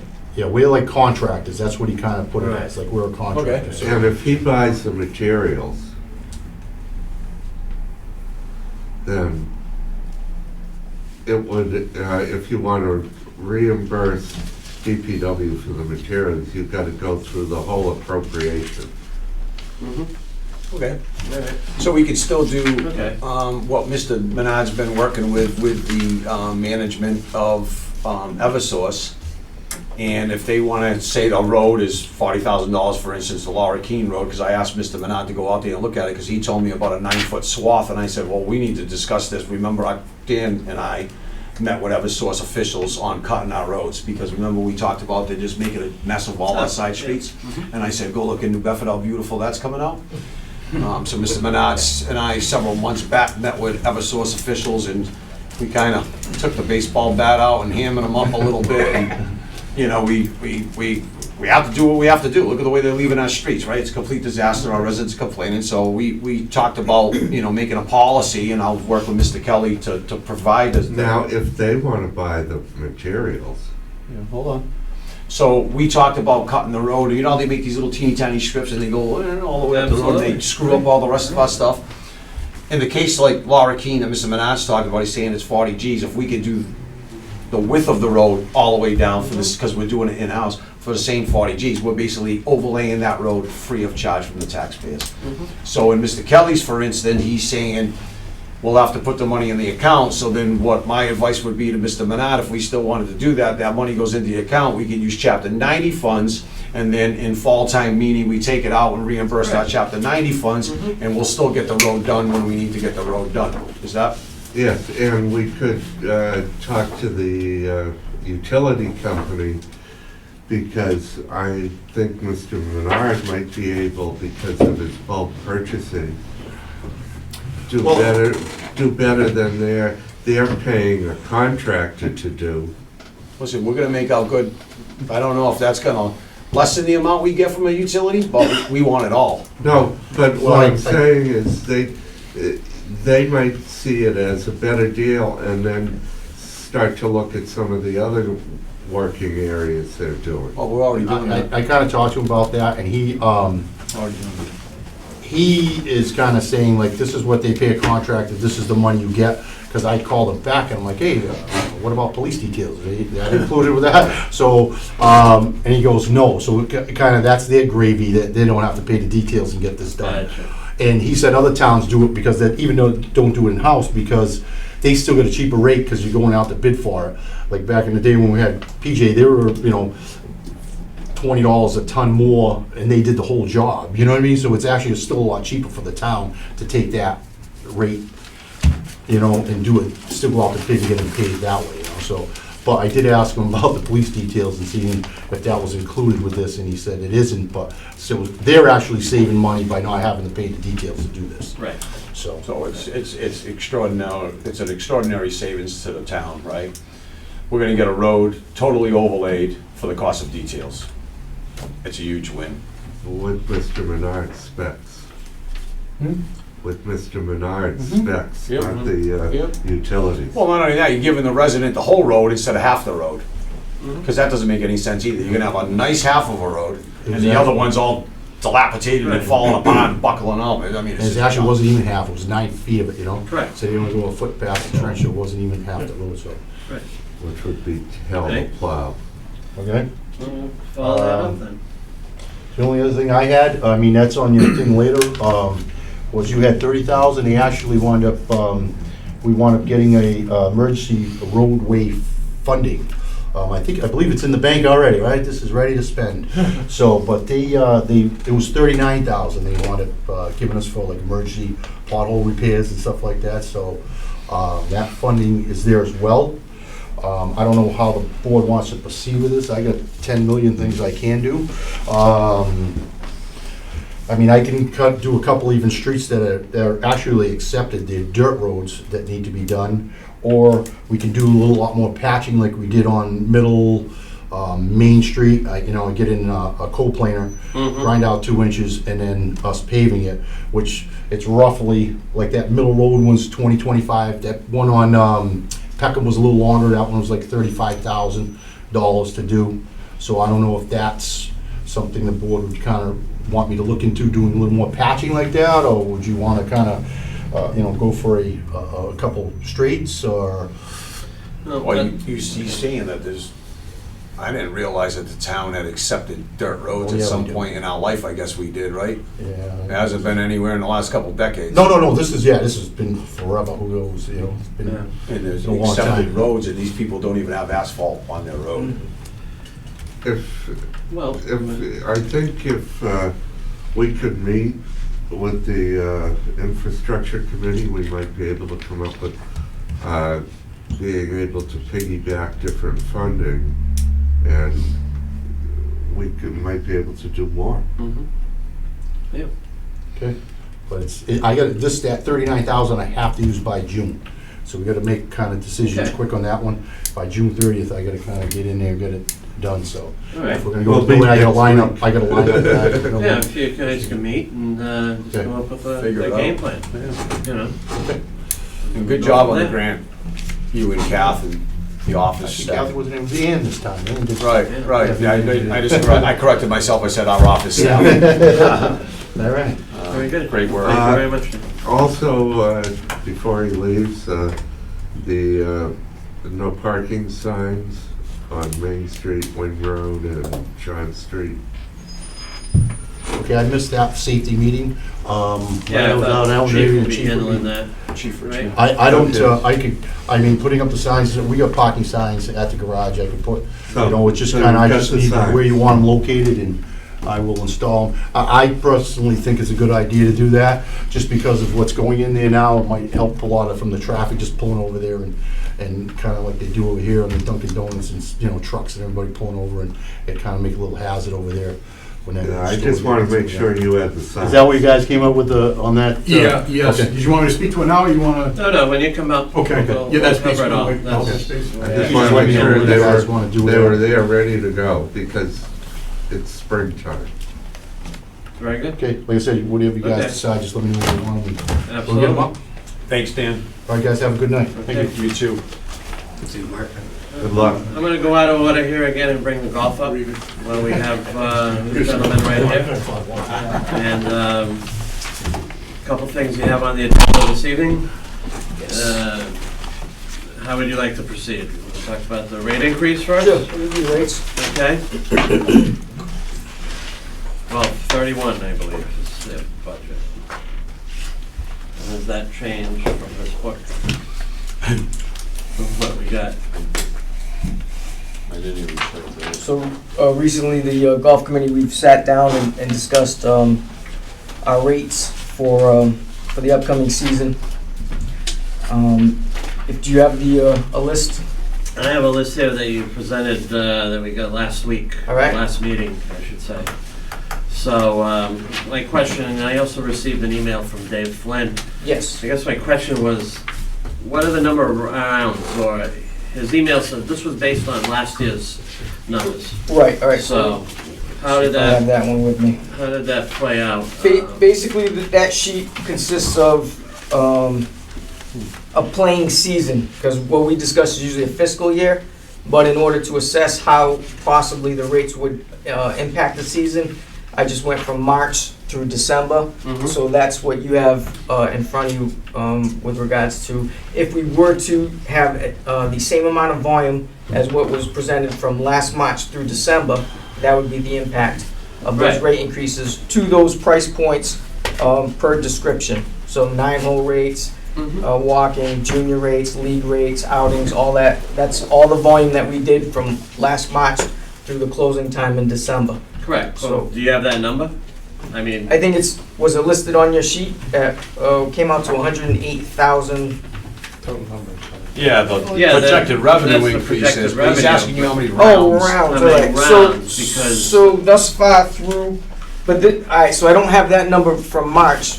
As, again, we go through, how we track our season is we go from fiscal year July moving forward. Right. So July through November, we have thus far 22,000 rounds, but we still have April, May, and June to go.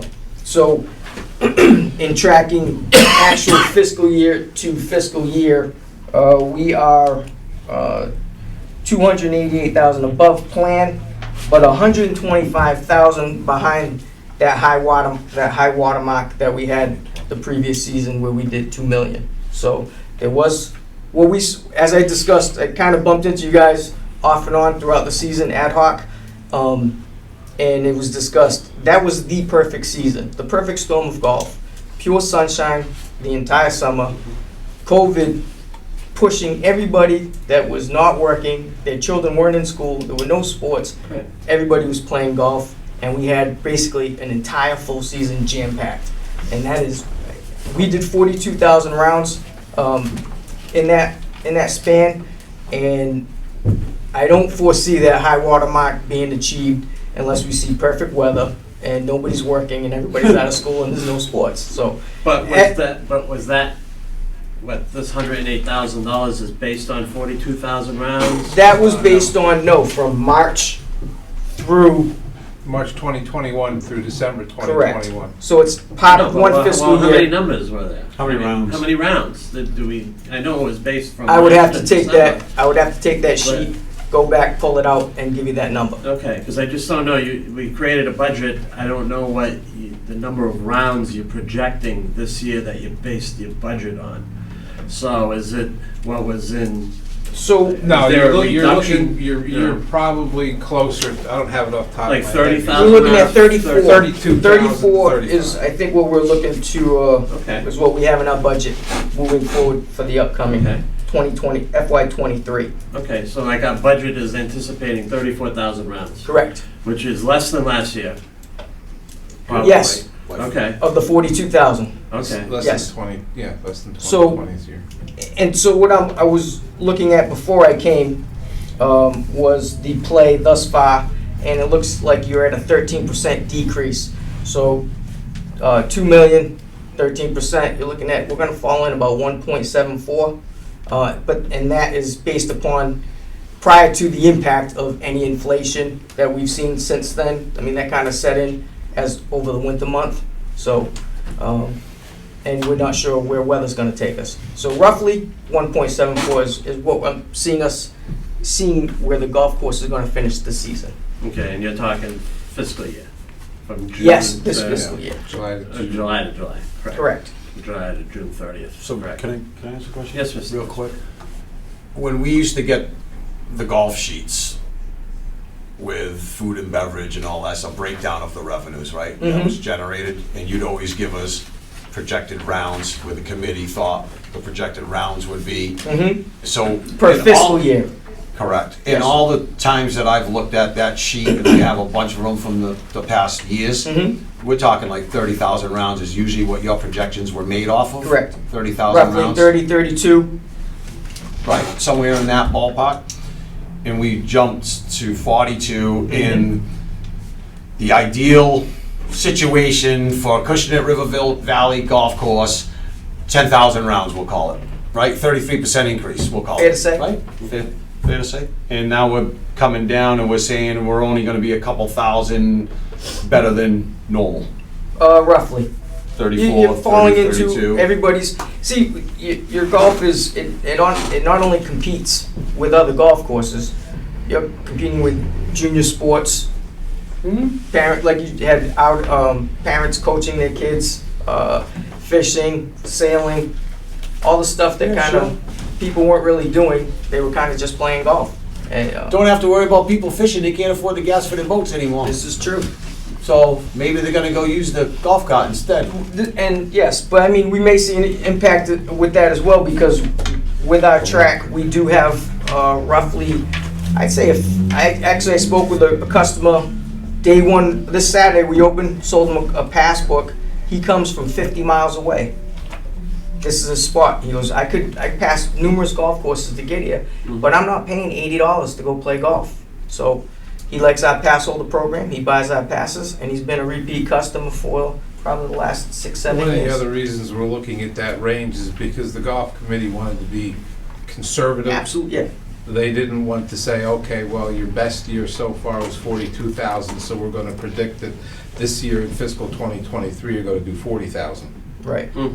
I think you're going to do better than the 42, or excuse me, you're going to do better than the 32. I don't think you're going to get to 38, but I think you'll probably be around that 34 to 35. But they wanted to be conservative as opposed to putting something out there that you couldn't, the number that you're not going to meet. Right. We put our budget based on that number, and then we don't achieve it, and we're trying to draw it back, and as we've done for a decade, slicing and dicing as we get to the last 3 months of the fiscal year. What aren't we going to do with our money that we don't have? Which we have been quite successful with through the course of the golf course for 20 years. That's been the name of our game to survive, and we've done it successfully. So. Were you asking the question because you were trying to figure out the rounds of golf versus the increase in the budget? Well, I just wanted to know, when you put a number down 108, I just didn't know what that was based on. 10,000 rounds, I mean. Well, actually, the way that's based and the way they figured it out is they had X number for a particular type of round, whether it was, that's all listed there. Right. So they anticipated having X number of outing rounds at this rate, X number of 9-hole rounds at this rate, 9-hole weekend rounds, or weekend rounds with a cart, and each one of those particular items was increased a certain amount to arrive at that 108. Right. That's your product mix.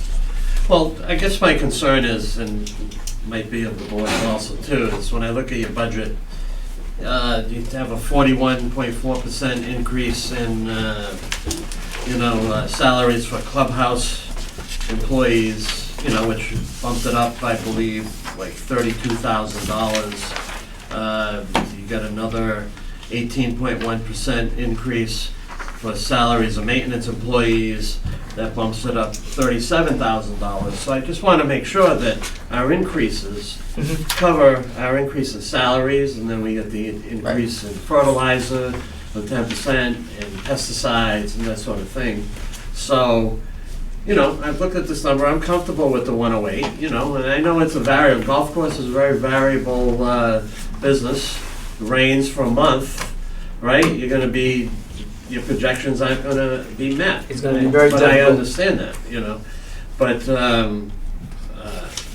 my main concern is just making sure that our salary increases are covered, okay? And I know we talked about hiring new people on both sides for the clubhouse and for maintenance and for the course, which is important, and we need the people to maintain the course. You know, So I do you just wanna wanted go, to see how much we base those rounds on and that sort of thing, and, do you wanna go over the budget first, or do you wanna go over the rate?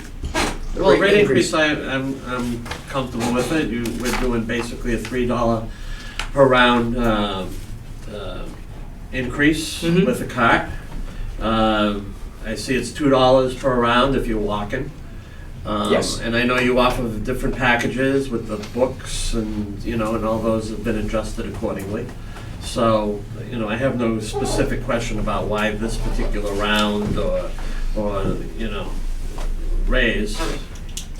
What You've we answered my tried to questions also on do that. is to maintain our competitiveness in the market, and actually, industry-wide, they're recommending increases to compensate for fuel and other things up in $5 to $6 for a particular type of round. Mhm. And during the discussion that, you know, that we had with the golf committee, we didn't think that was appropriate, you know, with our client base to make a huge jump at one time.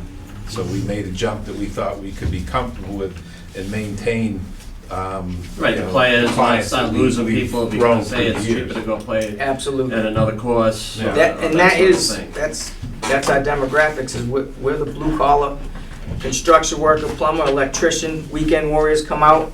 I mean, we do have a mix of young professionals, but our vicinity is filled with the working class people, and that's their price points. I mean, the country club guys go to the country club, they go to the Bay Club. Your regular guys are not gonna pay for $5,000 memberships or $3,500 for memberships. They're gonna be daily golfers, and they're gonna come to Acushnet River Valley. And the hard work that we've done over the last 20 years has put us in the position to really hit the mark when COVID hit, because when guys started playing, they'd play somewhere else and they say, hey, have you played Acushnet? Next thing you know, that was building our business and taking away from other people's business. So we really fared real well with that pandemic. And Dan actually, believe it or not, in one of our department head meetings, he had mentioned, I can, because we were talking how we're gonna operate. And he said in jest, I can build a drive-through if you want. And when I went back to the trailer, I'm looking around, I'm like, we gotta put in a window. We have to work out of a window. And we don't need a drive-through, but we need a walk-through. And so we made some changes. Steve jumped in, helped out. We put an outdoor cafe out back, and that was our new product. And it was a smashing success. So it worked. Yep. Look, I mean, I looked through the budget. I've been doing this for a while with you, Dana and Mr. Tibble. So let me ask you a question a different way to go down a path I Sure. think that Mr. DeRoche was going to go down. When I looked at your new revenue projection, your increase in budget, you said with my new cost per round of golf is going to generate $108,000 in new revenue going up on the rate. And then I look at your budget, and your budget's up $204,532. So you're actually in the hole by $96,485. So How does that work? how does it work? The golf committee has a $100,000 reserve on the top for unforeseen expenses, and they put that there. We don't use it, we're not allowed to touch it unless we have some type of major catastrophe where one of Steve's mowers sets on fire, the pump doesn't work, and you have an $80,000 repair. So that technically is there, but that's not anything that we even touch unless it's of dire consequences. So we don't even touch that 100,000, so you can pull that right off. They want that It's there. leaving you at $4,000 profit, if all things being equal. If everything plays out the way you just spoke, we're only making a $4,000 profit roughly, right? And I think typically, I think we're in this business to make more than absolutely. $4,000 a year. So in the past, as you've known, we don't go through, and you can pull up the past decade of budgets that we've submitted as play, as reality happens and the play comes out in real time. We will then match whatever cost savings we need to along the way.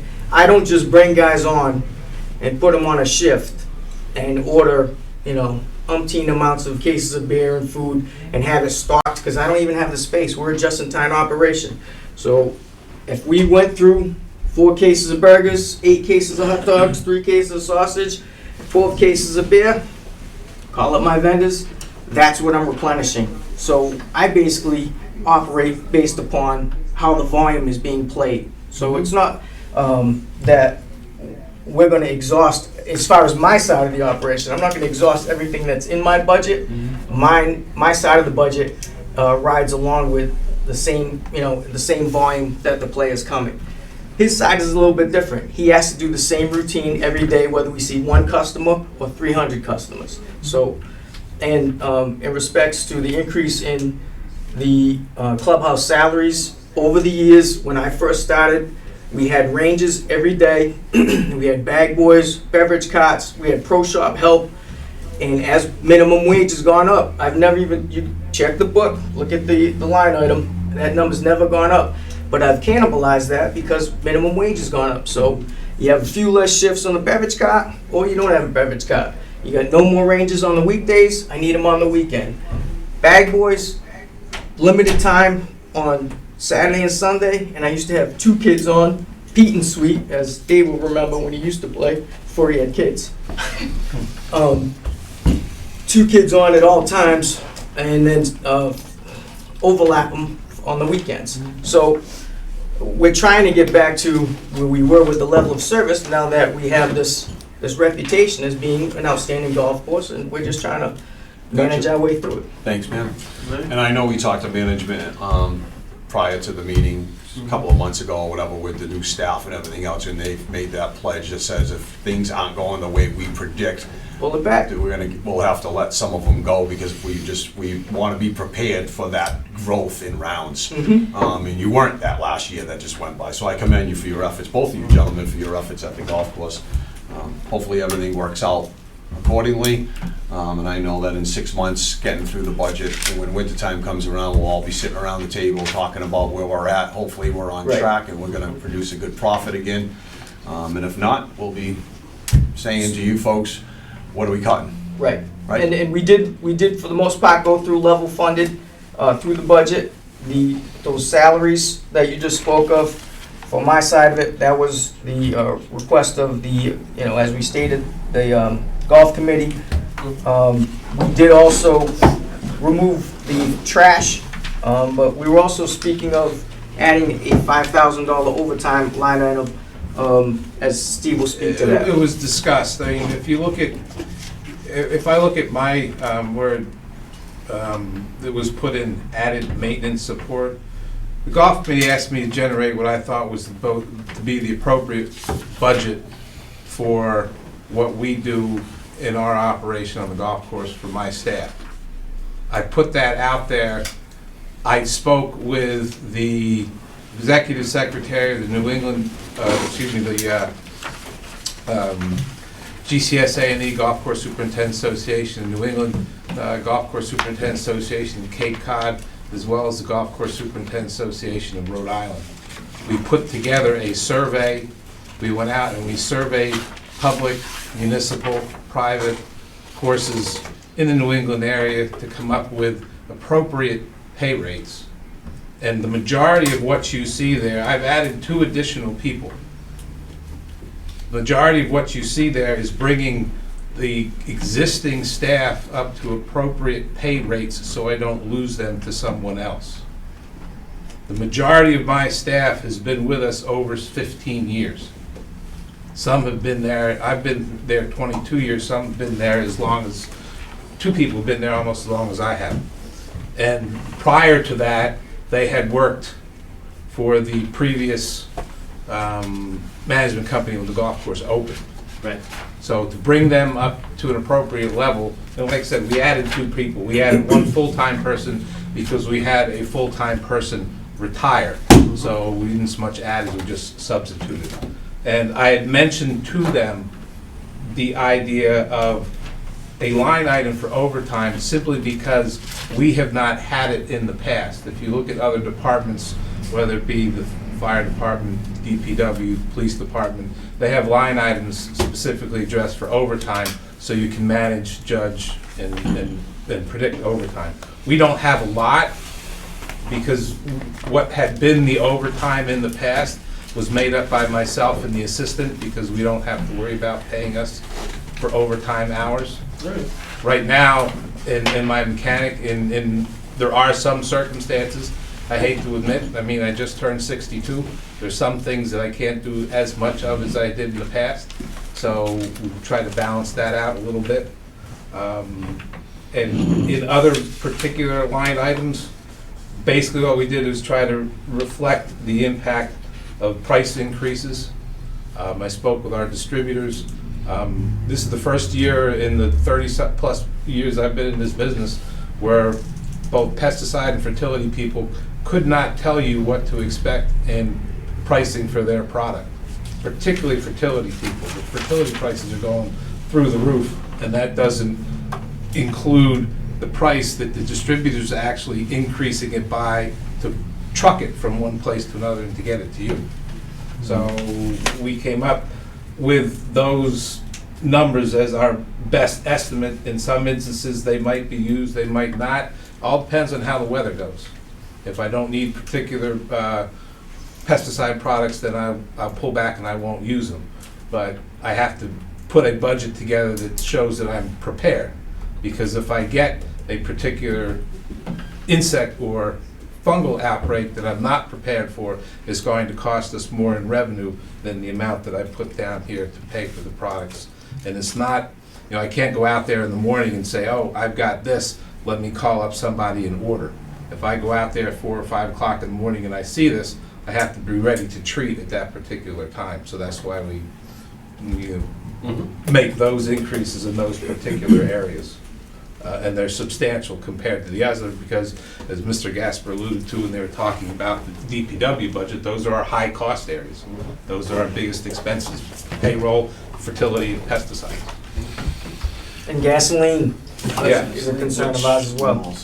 I'm a little bit concerned about the gas number, but that's where the golf committee wanted to leave it, so that's where we left it. Very good. Okay, I think you're all set? I'm all set. Mr. Martin, any? Keep doing what you're doing, guys. I mean, look, this is the one asset we have in town that we cannot allow ourselves to be understaffed, right? I mean, there's a lot of money on the line, and I've said it since day one, until our mortgage is paid off. We're gonna get to the finish line. Break even is a good year.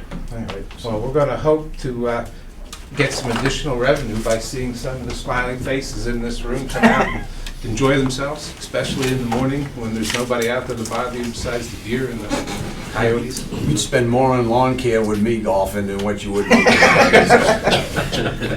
Thanks, guys. Thank you very Thank much. you very much, I mean, appreciate it, thanks for the time. Mr. Yeah. Kelly, you have we can make a motion to approve the golf enterprise fund. That's a simple one, right? Yep. As presented. The one thing that we didn't touch were the, if there was gonna be a COLA applied, that was to the advice of the golf committee. Yeah, the golf committee So- didn't address pay rate changes if they were going to have any for basically 5 people, myself, Dana, the golf pro, my assistant, and our mechanic. So, and that was based on, and that's always been based, we've never done that until we've learned from So the you board of guys discuss it selectmen and set it. what they're passing or what they're approving. It's a valid question coming from the Golf Enterprise Fund, because you're paid for by users just like our water and sewer. But unfortunately, our water and sewer, we're so small staff there, we're merged with DPW, so they blend. So, I mean, I don't know. I think maybe that conversation needs to be had with Mr. Kelly and say. There have been no COLA.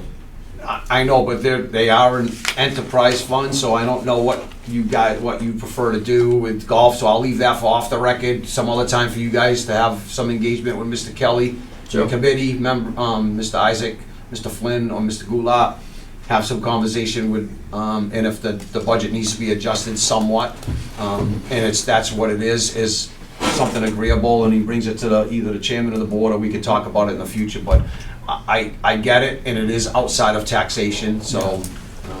Well, I just see you guys motioning, I was gonna mention that, so it just didn't go unsaid and unknown. That's all. Well, right now, I leave an opportunity for Mr. Kelly to have that discussion with the chairman of the board and the management committee of golf. And you folks. And that can be done behind the scenes. It doesn't need to be, Understood. so, and if that adjustment needs to be made, then I'm fine with whatever that decision is. So, I got a second on that motion? Yep. All in favor? Aye. Aye. Thank you, gentlemen. Hey, guys, keep up the good That work, man. includes the rates. Huh? Yeah, and. Yeah, motion to approve the rates by the golf committee. Recommend, okay? I got a Recommended second. by the golf committee. All in Thank you, favor? gentlemen. Aye. Thanks. Aye. Good evening. And you've implemented those rates already, right? Appreciate it. Just now I did. Just now I did. Get them online. Please, All right, very good. Budget, Chief Richmond. who's been very patient. Thank you very much for your patience. Should have never volunteered, chief. I definitely owe Dan from the finance committee meeting, so. You did. Not an issue. Not an issue at all. I was gonna say good afternoon, but I guess it's good evening at this point. Yeah, yes. Well, good night. Yeah, might be, by the time. And all the ships at sea. So, all right, so, when I start referring to the document, I just wanna make sure we're working off the document that, I submitted after meeting with Mr. Kelly. I started, going back when we started budgets, we were asked for like a level service, and kind of like a level service plus, for lack of a better term. And, went before the finance committee with that, then I sat with Mr. Kelly, the first week of March, and trimmed that level service plus down, and the spreadsheet should be like revised 3/4/22 at the top. That's the budget that I'm gonna be going from. Yeah. Are you talking, sorry, chief, are you talking about the memo? This memo sheet with the breakdown of your changes to your budget? Yeah. Just so we can make sure with all the changes, Yeah. why don't I copy that? All right. Just make sure that we're talking from the same, yeah, but, I'm sorry, Mr. Kelly's gonna make a couple of copies for the actual budget, spreadsheet, that's updated as of, March 4th, which is gonna reflect a reduction from the level service plus that's probably in your book So right you've now. done some changes to your budget, is what you're saying, that aren't accurately reflected in the current version that the board has? Yeah, at the top, the title of it, does it say revision revised 3/4/22? Yeah. No. Okay, No. that's what's gonna be coming. While we're waiting for that, just, there's a couple of influences that really affecting the drafting of the budget this year. I'd like to say I got my feet wet in the first couple of years, going through the budgets and looking at the model that we had. Fortunately or unfortunately, in the last year or so, there's some influences that have come to light now that's really going to affect the budget. When I say affect the budget, in some areas it's going to increase line items. One item is the practical application of the police, thank you, is the practical application of the police reform legislation that was passed and how it's going to affect our hiring and our staffing going forward. And the second one, which I'll lead to after, is staffing in regards to anticipated departures in the next fiscal year. As far as police reform goes, without getting into the real weeds, it basically is eliminating the part-time or permanent intermittent police officer, as we've known and used here in Acushnet over the years. The primary use there has been to supplement our force, in effect, reduce the overtime. The way police reform is played out is there's going to be one level of training across the state for police officers, which is a good thing. The bad part of it is we no longer have part-timers or no longer have the ability to hire part-timers with a part-time academy. So going forward, our hirings are going to be full-time, and there's a commitment that comes along with that. The other issue, which is really, I won't have a clearer picture, probably for another month or so, is anticipated departures. We have 2 officers that are pretty much waiting on call. They've gone through the background checks for the State Police Academy. I've been told it's a go for mid-May, and we're waiting for them to get the call. One of them is higher up on the list. I anticipate losing him. Another one is a great candidate as well, but they usually only run an academy with 220 people, so depending on where the cutoff is, we may or may not lose him. On top of that, we're gonna anticipate losing temporarily 2 of our officers that serve in the reserves, military reserves. They are scheduled to be deployed for a 13-month activation in May, the same time that we are going to lose there. So we're looking at potentially losing 20 to 25% of our department for a year. Can I ask a question? Yes, sir. I'm sorry, I was trying to look at this reversion, which is the same as what we Yeah, have. it's the same one we got there. So, you just said 2 for military, which I'm Yes. familiar with the individuals, but 2 for the state academy? Correct. State police. Safe place. Yeah, I got it. Been down that road. So 4. So 4. Thank you, chief. And that's not counting, we have one officer that's out currently on medical leave too, so Correct. that's neither here nor there, but they haven't, the state police, the only thing I know is I've been told from the powers that be, the state police academy definitely has to go before June 30th.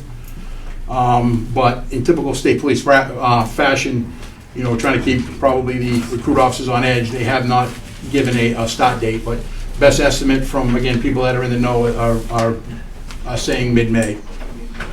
So that's where we're at, and as far as the deployment goes, I've gotten pre-deployment documents, but nothing that says, hey, you're going and you're gone, but all indications are with the prerequisite training that these officers have been going through periodically over the past couple of months, that it's going to be a go, and we're going to lose them for 13 months.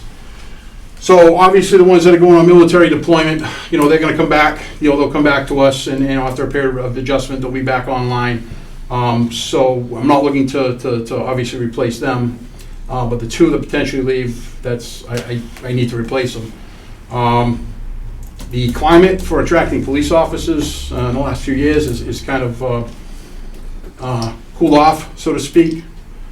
But what we're looking at is, right now, if we were to call for a list right now, being civil service, if we were to call for a list right now, hire them tomorrow, just facetiously speaking, the earliest I could get somebody into an academy would be September or October.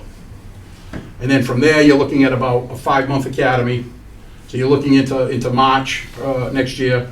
And if we're hiring people off the street, which is what we're gonna have to do, previously we would hire our part-timers. So they've already had, street experience. So once they got out of the academy, they might be a week or 2 to get reacclimated and kind of pick up maybe where they left off, and then they'd be all set. But we're not gonna be able to do that with the people we're hiring fresh off the street. They're gonna have to go through a field training program, a formal field training program with us, which is probably gonna be somewhere between 10 and 12 weeks. So in all reality, somebody that's hired in September, you're probably not getting on their own on the road until May, May of next year. So Chief? Yes, sir. Are you alluding to, you're gonna fill these spots with overtime now? Is that what? Well, is we've, that the way to do that? well, the town, it was, I won't say been lucky, but the town had some forethought a number of years ago, 4 or 5 years ago, to hire, I won't say extra police officers, but to hire additional police officers, to put an extra officer on the 8 to 4 shift and an extra officer on the 4 to 12 shift, with the thought of not replacing the first person out and reducing the overtime. What I'm saying is we're not gonna have that luxury for a period of time. Okay. Unless when we call for the list, if we're lucky enough through our civil service list to find somebody that's working, say, elsewhere, with a full-time academy, they'd be able to step up a little sooner than later. We're talking maybe a couple of months. But again, we won't know that until I see the list, online, and I know people, but until push comes to shove, we don't know who we're gonna be able to get and not be able to get. We're bound by civil service rules. I'm not sure how far down the list we're gonna be able to get. And if somebody's, even though they say, yes, they're interested and they took the test and they put a Acushnet down, are they really willing to make the jump? So unfortunately, there's a lot of variables at play. I like that the first variables are gonna be who's gonna be here and who's not, which as we get closer and closer to May, we'll have a better idea there. But we are gonna lose that cushion, so to speak, where, Okay. we had, which truth be told, in the past 2 years, and at least 2+ years that I've been chief, we very rarely have had for a variety of reasons. Whether it be injuries, whether it be various military activations in support of COVID, in support of the unrest, that came as a result of the instances in Minnesota a couple of years ago. Those seem to go, Right. go on, a lot, so we're gonna be in a little bit of a bind, but, we'll get through it. We've always had, 26 years, we've made it through, tougher times. If it means, officers gotta pick up additional shifts, or officers that are not traditionally assigned to uniform have to pick up some uniform shifts, we'll do that. Some of our, other services that we provide will lack a little bit, will lag behind, but it'll be a temporary fix until we get back where we are. Okay.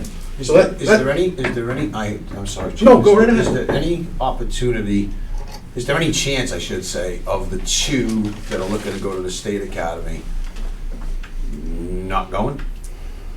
By decision, they just decide they want to stay in Acushnet. Whatever decisions that are out there flowing. Well, the conversations that I had, and both officers are tremendous. Both have been very open conversation. It's not like I'm finding out when I'm getting a call from the state police want to do a background check.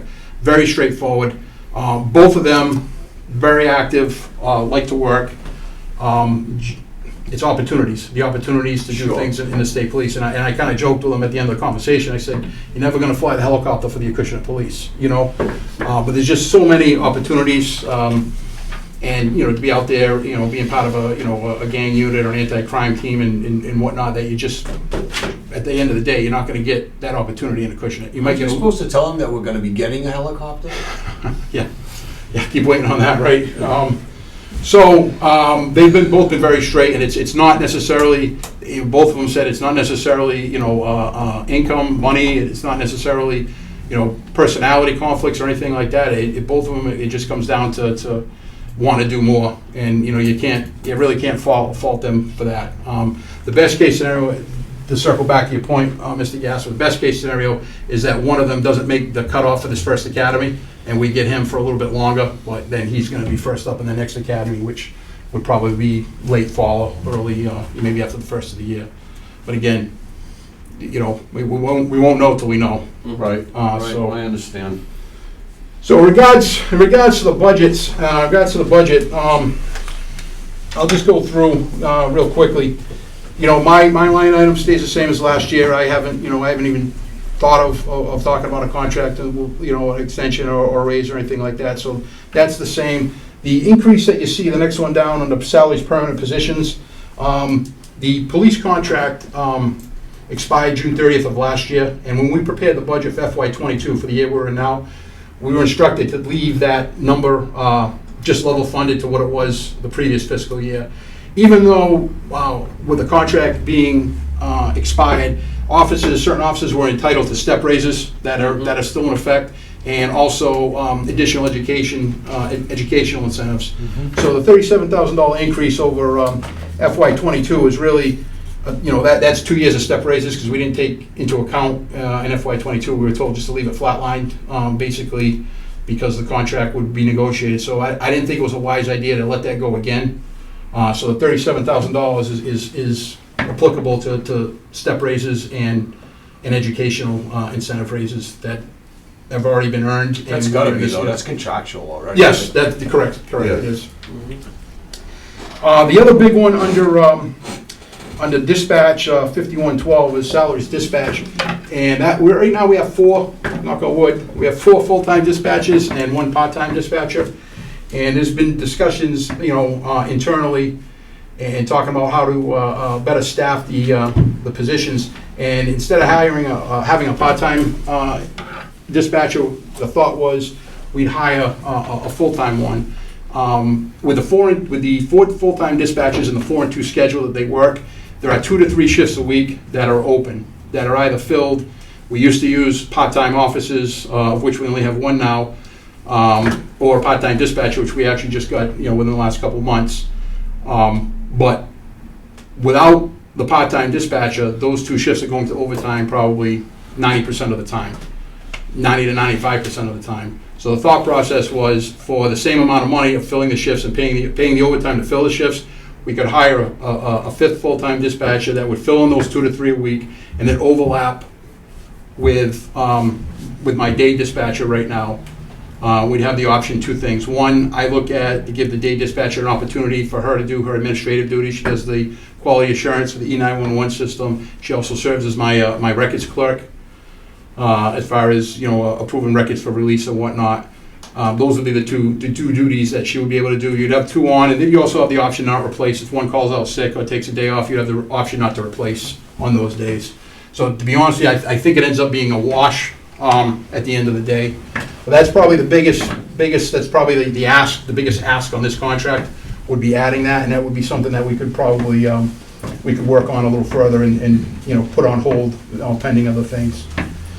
The other big jump, 50,000. That's the cost to send. That's the cost and salary to send two officers to the academy for $25,000 each for half the year. We jump down to expenses, academy expenses. That's $7,000 each, so $14,000 there. That's to send two people to the academy. That covers the academy fees and also the equipment and uniforms that we're required to provide them. Clothing allowance increase there would be contractual. We jump down to probably the next biggest increase would be under repair and maintenance for the building and grounds.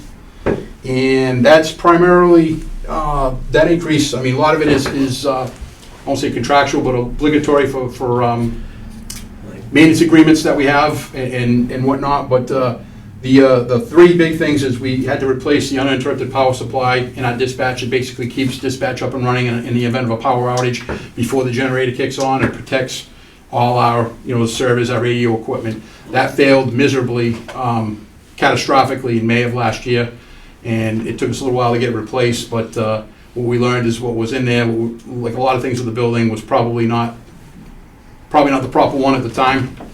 But we have what we need to be in there. We were able to pay for the purchase of the UPS from monies that were left over in the original construction fund, but that's, there's a $4,300 increase for the annual maintenance agreement on that UPS. I also added in a maintenance agreement for the video system. Now that we've been in the building 6 years, we have some of the cameras that's starting to fail, and it's very expensive to get them repaired. This is actually a pretty good deal. It might not seem like it at $4,500, but the labor on all repairs is covered as part of the maintenance agreement. For instance, I just replaced 2 cameras. If I didn't have the maintenance agreement, it would have cost me $4,200. Whereas with the maintenance agreement, I was paying just over $1,000 just for the hardware. And the biggest add to that line item is about $9,000 for custodial services that the police department lacks and has lacked probably since we moved in there. We have the town, I know, hires a vendor. And from my discussions with both him and the prior town administrator, his rate, so to speak, has never been significantly adjusted to address the needs of the building at 64 Middle Road. We get him at best once a week to do certain things. He's very, if I call him and need something done, he gets it done, but I want somebody there with a regular schedule. I want, whether it be that vendor or another vendor, we need somebody in there at least twice a week. 2 to 3 hours a week. We're a 24/7 operation with 30 employees. We don't close on weekends, and everyone there, picks up the slack. Hey, if somebody makes a mess, they take the trash out and do this. But when it becomes a regular part of the job, we're paying our police officers to mop the floor, to vacuum on a regular basis, sweep. That there's a problem there, and it becomes, to be honest with you, it becomes a morale issue. When the bathroom is a mess, guys will step up and clean it, but they shouldn't have to on a regular basis.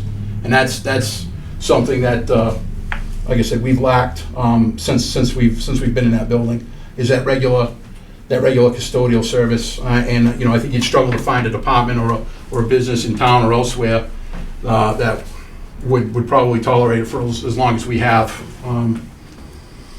What line item are you in right now? I'm in 5240. Building and grounds. That's where it jumps from FY '22, it jumps about $18,000. Yeah, I got you. The other significant increases, I guess, percentage-wise, not so much dollar-wise, is 5381 training and testing. Normally we allocate $15,000. The state mandates, that pretty much covers the state mandated training that we are required for our 911 operators to take every year. We've been lucky enough to get grants via the E911 department to fund that, but I was told about 3 months ago that the state is changing the manner in which they award those grants as to a yet undetermined formula. So I'm a little nervous that if we don't get the grant to fund that training, that $15,000 is gonna evaporate pretty quickly and not allow really any other type of specialized training, which is the type of thing that keeps the younger officers interested, to be able to send them to any drug investigation course or any type of thing. So that's where the $5,000 increase is coming from there. Vehicles, that's to purchase 2 vehicles for the upcoming year, fiscal year, to replace 2. Not a significant increase over last year. That's all off the state bid list.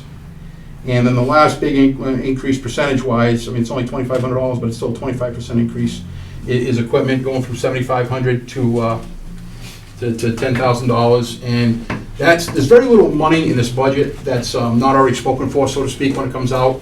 So, equipment is a somewhat discretionary funding where you have some leeway. It's not, you're not earmarking it for computer repairs. This is to buy equipment. We buy, there's been a big push, and I'll talk about it when we get to the articles, for what they call less lethal options or de-escalation tools. And what I'd like to do is use some of that money to kind of continue that program, is to buy some other less lethal options for the officers to have. Hopefully, best case scenario, we never have to use anything. But I think in this day and age, the more you have, more opportunity or more options you have in different situations, the better you're going to be in the long term. $2,500 is going to be short money compared to, God forbid, something happening, there's some sort of legal action, and we don't have what I feel as though we should have. So that's pretty much the budget in a nutshell. Questions, more in-depth questions. I can tell you, I wish I had definitive answers on the staffing, but I don't. I've had conversations with both of the officers that are going to be going to military deployment. It's not connected to what's going on in the Ukraine right now, but they said that could affect it. There's a possibility that could affect it. They're not going to go there. They're going somewhere else overseas. But if something were to happen there, that might affect, they may cancel. There's a possibility it could get canceled, but as time has gone on over the last couple of months, as one officer put it, there's certain benchmarks. He's been deployed before. And it's like, once you make those benchmarks, you're going. And they've already made a couple of those benchmarks in regards to prep classes and the distribution of equipment and whatnot. So that's kind of where we're at. Like I said, the part-time thing is really going to hurt us. In a sense, it's going to hurt us more in hiring. Of late, we really haven't a lot of part-times because of the amount of hiring we've done in the last few years. We've kind of exhausted our part-time ranks and haven't been able to replenish them because once police reform passed, the part-time program ended. And anybody that wants to remain as a part-timer, we have one right now, is going to be required to go to a bridge academy, which he will be going to, which is about 120 hours of classroom and 80 hours of 120 hours of practical and 80 hours of classroom. So a mix of classroom and online. So we're hurting. The town is done well. The part-timers, when I first started, I think I was one of 12 part-timers. And, we've, even as recently as 4 or 5 years ago, we had 5 or 6 of them, which they were great because they might work 1 shift a week or 2 shifts a week. But then when you needed them, they tended to be the younger, more they're going to do whatever they can to get their foot in the door and become a police officer. So we'd be able to use them, And, they were as well trained as they could be, but it wasn't. It's just we don't have it anymore. It's unfortunate, It's. Right. Don't get me wrong. Police reform. There's some good things that came out of it. Codifying, but I find out a lot of things that are codified in there that you have to do. We have been doing, and I don't mean we, just the Acushnet Police, but the state of Massachusetts. But then there's other things that kind of got cut by the wayside. So. Any specific questions, gentlemen? No. No? Very good briefing. As about far where as we stand. As far as the two articles that I have, I'll just touch on those real quick. One of them is pretty straightforward, is $9,500 to start replacing some of the workstations, computer workstations we have in the station. When we moved into there in December of 2015, we brought about 5 workstations with us from the old building. We've done our best to keep them, updating Windows and some of the hardware, but they're starting to fail. We need to start to recycle some of those there so we don't end up being saddled where, we need to replace, 15 workstations all at once. I'm hoping to replace, 5 or 6, somewhere in that ballpark, and maybe redistribute another one, just to get it into a better location. That's that. Now, the big article is for less lethal conducted electrical weapons. That's a fancy name for taser. That's the product that's out there. We have them. The ones we have are about 7 years old. They've been out of warranty for a couple of years. I can tell you that they're starting to fail and they're very costly to maintain. They've actually been designated as legacy tasers, so to get replacement parts, it's difficult. Batteries we can get, but the newer program, for that to outfit the officers for that amount of money, the $86,000. The batteries are rechargeable. There's options, there's payment options. I don't want to sound like a car salesman or anything like that, or a late night TV commercial, but there's options, there's no interest, no finance, where if the town was inclined to, and I'm not sure how this would be done, because I know articles are only good for 1 year. You can actually... To interrupt the chief, it's one of our priorities because of liability. Look, it goes along the lines of the less lethal. They're a less lethal option if you have to use them. They're also, to be honest with you, they're also a great deterrent. If they're out of warranty and we've got an issue, it's a liability issue, and it's one of the priorities. It's more of a replacement for what we're currently using, right? It's just a Yes. newer version of the It's the newer- it's tasers the that we newer- currently bought, whatever, 7 years ago, as you just said, right? Correct. Yeah, So those things need to be replaced. correct, and it's, as I said, one of our priorities, so I don't think you have to sell them, chief. Okay. Oh, yeah. I'm just saying that the town so chooses, there are options like payment date. Axon, the parent company, will let you pay it out over 5 years for that same amount. So you could get them for as cheap as $17,000 a year rather than the $86,000 up front if it became an I have issue. a friend that's got a car lot, you wanna work? Chief, could you do the reserve account and then deal with the van, Slocum Street, no parking? Sure thing. It's a little We've got an executive session waiting, so if you Okay, could yeah, slide- I'll go through it real quick. The reserve fund transfer for about $4,900. Yep. That was, that kind of fell through the cracks. That was a sign. 4936. 4936, Yep. that's for those solar speeds, signs for Slocum? That sign was originally, kind of fell through the cracks. That sign was actually purchased before the other two, and that reserve fund transfer for the 2 signs that will be permanently erected there, that's already gone through. This was for a replacement sign, Oh. earlier, that was probably Make like a motion August. to approve the reserve fund transfer in the amount of $4,936. Second. All in favor? Aye. Aye. In regards to the donation of a van from the sheriff's department, through conversations with Jim Marat, our building inspector, and I guess director of maintenance as well, we're talking about the need for a van, and I believe he was initially gonna get the ACO's old van to be able to outfit it properly, with tools and whatnot for his crew, Tyler and Miguel, to be able to go and do their thing, rather than putting them in cars and taking them in and out, and that apparently fell through. So through a contact at the sheriff's office, somebody reached out, and I was made aware of some surplus vehicles. Long story short, Jim and I went up there last week, and it's an old prisoner, it's a decommissioned prisoner van. The maintenance department there are going completely through it, redoing brakes and things of that nature, and they willing to donate to the town. Initially, it was going to be a long-term loan, but from what I understand, the title, they're willing to sign the title off to the town. Jim checked it out, it's exactly what he needs to be able to store tools and for them to better be able to service the town buildings. So I would ask the board to approve the donation to the town. Motion to approve the donation? Second. I can tell you, I'm sorry, go ahead. Aye.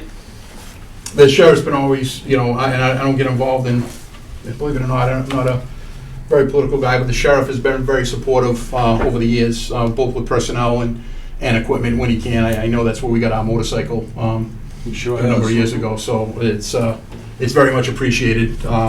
And the fact that they're going through it, it's not like we gotta get it and do anything to it. It's the only thing he might have to do is put some racks in the back for however he wants to design it for his tools. Slocum Street. Slocum Street. Slocum Street, quickly, the signs are in. I just gotta coordinate with Dan. We need at least one post put up. And I wanna coordinate with Dan to get those up sooner than later. You met with Eric James? Yes. He told me? Yes. Because I've been in contact with him concerning this matter. Yes, yes, Okay. yeah, I So met with you him. Designated an area that you're gonna put them in? Yes, yeah, I met him and he pointed out the area, and, I had a couple of my officers go by and kind of check the area, the ones that have been really active over there. And we're gonna, put one on the east end, one on the west end. And it seemed to be a good location, but like I said, I gotta coordinate with Dan. And truth be told, it's gonna be more than a post, I'm gonna need to put the signs up, I'm not quite that handy.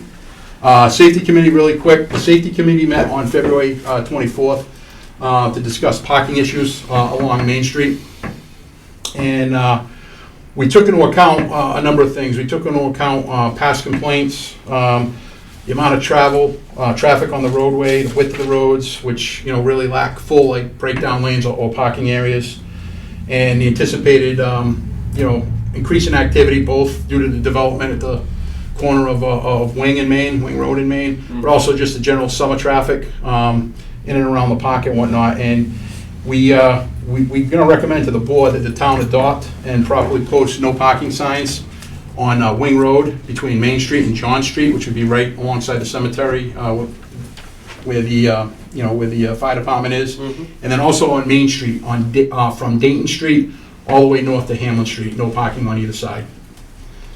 Try to preempt potential issues, like Mr. Menard was saying, before he exited, when we touched base on it quickly, where you have, cars parking on the sidewalk or trucks parking on the sidewalk, maybe running in and grabbing a coffee or something like that. And we try to address those when we see them, but a lot of times you get a call, you get there, they're gone. So we're gonna try to preempt that and give us the ability the police department, the ability to, to do what we need to do. And also, provide some safety for What's the pedestrians. fine for that? So if somebody's... Parking and no parking, you're gonna catch me off, I believe it's $50. And we adopted the state schedule a number of years ago. So, Very good. If you get the signs up before the new entity opens, then you can probably discourage it right away. but I think that was it in a nutshell, I think that's everything. Is it? Thank you. So we need a vote, chief, on that? Yes, for those recommendations. Vote to approve? So move. Everything but the budget, right? No, the Signs. Oh, yeah, all the sign signs. stuff, yeah, Oh, yeah. Second. All in favor? Aye.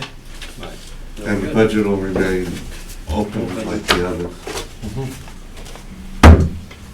Thank you very much. All right. Have a good evening. Very good. Thank you. Thank You you. too, chief, have a good night. You too. Thank you. Okay, gentlemen, are we gonna approve the budgets? You're meeting with FinCom tomorrow, right? Yeah, Do you wanna approve I would budgets ask but that- hold? I would ask, well, the board, first of all, will have to approve the revenue estimates before we can get to the, So do you wanna wait on that then till Mr. April Chairman. 5th, Okay. April 6th? So he can get, he's gonna do things and deliberate with the FinCom. Mhm. I just wanna bring to the board's attention, I don't even have to look at this paper anymore. Mr. Kelly, through some work with FinCom and I guess some discussion with the school department after whatever the increase was on their budget, over $500,000, which absorbs all the Prop 2.5 override. Mr. Kelly's looked at the excise tax, and he wants to increase the amount that we've been budgeting for, and we have been very conservative with excise tax. But Mr. Kelly being here for a very short period of time, he wants to use $300,000 additional revenue from excise tax, pushing us from 1.3 that we're currently budgeting to 1.6. I had Ms. Koska run some numbers for me on the excise tax after abatements and things of the like is roughly 1.672. I think using the additional $300,000 for balancing the budget this year is not a prudent decision. And not only for the town, with no wiggle room with excise tax and knowing with that scale, because it's a 6-year floating scale, so where we are on the depreciation scale could take us below the 1.6. It's an unknown right now. I'm not inclined to allow $300,000 of excise tax to be used and cutting us that close. And there's also an additional $110,000 in revenues that was left on the table in excess capacity in the levy, and that's been taken off too. So if the 300,000 plus the 110 in excess levy capacity would be used, you'd be using an arbitrary $410,000 to balance the budget on top of the 900,000 that was there to balance the budget. I think that would be extremely detrimental to the town, and I also believe it would be extremely detrimental to the taxpayers. Well, that's something to digest. Mr. Gaspar is right that, looking at what's coming in this year, it's about 17, it's $1,700,000, but there's no increase. So that's looking at the ceiling. If the board wants to direct me to reduce the amount of reliance on the excise tax, 100,000, 200,000, that's up to the board. As you know, I would say that the 110 on the unused levy capacity that was removed, there was no unused levy capacity presented to the town meeting last year. I don't know why. And all of a sudden it appears on the recap, because the recap was done after the revenue projections were done to town meeting. I would say that if you're going to reduce any of the revenue projections, you do it in the excise tax right now, and it's up to the board. I serve at the board's pleasure. The board tells me to reduce it by 100,000, reduce it by 200,000, I reduce it. That means that you're looking at a reduction in revenue. So to balance the budget, I'd have to reduce the budget by approximately 100 to 200,000.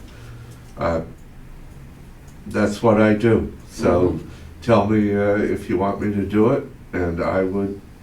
I'm sure I could talk to the schools, because they're 18 million of the budget, and see if they could come up with some savings. I never said that I can't come up with further savings if the board directs me.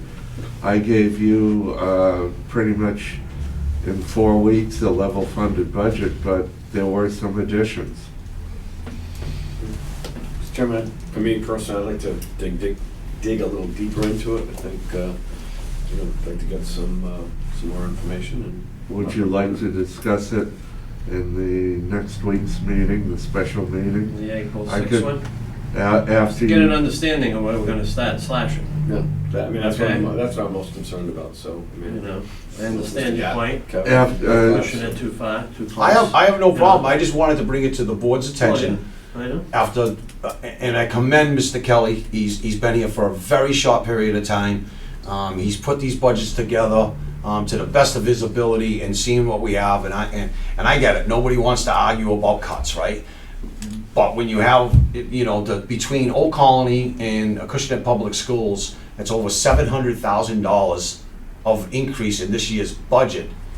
That's all of Prop 2.5 levy and half of our new growth. There's nothing left for fixed cost or the other side of town for budgeting, and he's gonna use what you have, essentially a little buffer in excise tax, and I understand everybody wants to be less conservative with our revenue numbers. I understand that argument. I've talked to a lot of people about it. I get it. We've been overly conservative. But to take $400,000 of arbitrary money in my eyes and stick it in this year's budget, you know what's gonna happen to this town, on the taxpayers of this town come January when those bills come to roost? Do you know what's gonna happen to this discussion next year when we don't have those funds available to balance the budget? I can't even explain the effects it's gonna have. I think that we gotta pull back, and maybe the school's gonna make a small cut. We know we got room to cut in here. We just took 15 out of the fire chief, right, the fire EMS budget. We got some room here. The police chief said he's got some options here about the dispatcher. I mean, with, might be the health insurance line. I mean, there's room for us to make some cuts. I'm just asking for some consideration. Absolutely. And it's not on me if all that 400 goes in and the extra 300,000 in excise tax gets done.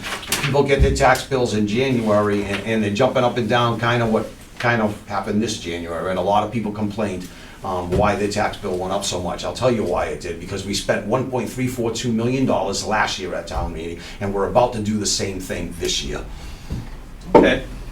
Well, I think So, it's, yeah, I think, but I would like to, as part of that evaluation, because when we start talking about tax bills, what a tax bill would look like under this budget, right? And what a tax bill would look like with a budget cut of, You don't know. right, that's my point, right? So, You can't determine that. Right. You don't even know what state aid is going to be. right. I will tell you Okay, that that's- Chapter okay. 70 is not going to increase that much. And if we get the increase that the MMA is proposing beyond the governor's, that's an increase of 75 to 100,000.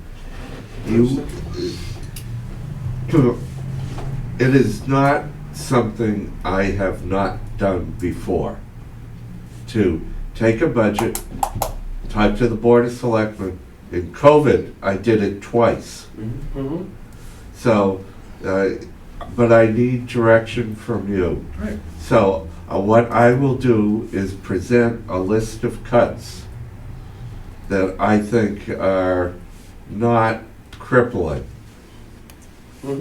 to the board, to correspond to a list of cuts in the revenue estimate. And I will talk to the superintendent and tell her the board has in effect told me to take approximately 200,000 to 300,000 out of the revenue estimate. I'm not saying that much, right? I'm just saying dangerous. we will look at that and see how much then can be done.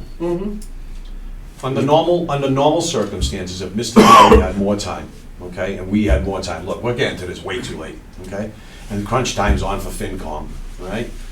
Under normal circumstances, we'd be doing this in January, this practice in January, and I don't believe for a minute, if Mr. Kelly had more time to be here with us, that we'd be saying, let's use $300,000 more of excise tax and putting us to the upper end of that range of collections, because excise is on a 6-year sliding scale. What about of that 1.67 is gonna come down here and you fall below the 1.6 that we would be using for budgeting purposes? And if this is what we go with, nobody's gonna argue, everybody's gonna get their wish list, well, good luck, because next year it's gonna be, well, that's what, Gonna be well, game that's on. what, and look, I know you're very passionate about this, and I get that. And that's why I want a full analysis, right? So if it's a budget as presented, using the excise tax, we know what that looks like. If it's a budget that's cut, I'd like to be able to get a sense of what it's gonna do to the taxpayer, because I've heard Mr. Gass was very eloquent about, next year, we're gonna, the taxpayer is gonna get, it's gonna get dumped on the taxpayer. So I wanna make sure that I have an understanding of what that is, because I've sat here for the last 2 years, and it's really evident that we have not invested in some pretty fundamental things for our for how we operate our town, right? And so there's opportunity costs there. There's things that we've missed out on. There's things that we haven't served the residents on. And I don't want to repeat that mistake moving forward, right? You've made some recommendations to get ahead of the curve. If you got talent, you got to recognize that, because you know what? They'll be out the door if you don't treat them right when you don't have to, right? That's the key. You treat people the right way when you don't have to, and then you're likely to keep them for the long haul. So I just want to see a full analysis of what it'll do to town government. The major issue you're facing isn't this year. The major issue is next year. Understood. Because looking at revenue, your state aid isn't going up that much year to year. It doesn't. It hasn't in a number of years. So you've got to rely on Prop 2.5 increases, new growth, which you don't have a lot of now. If you look at the new growth figure here, it's a conservative new growth figure.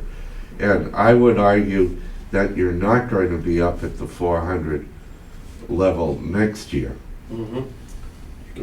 And so you are looking at the budget numbers this year that you're going to have next year. Oh, and by the way, I want to add one more thing for everybody's consideration.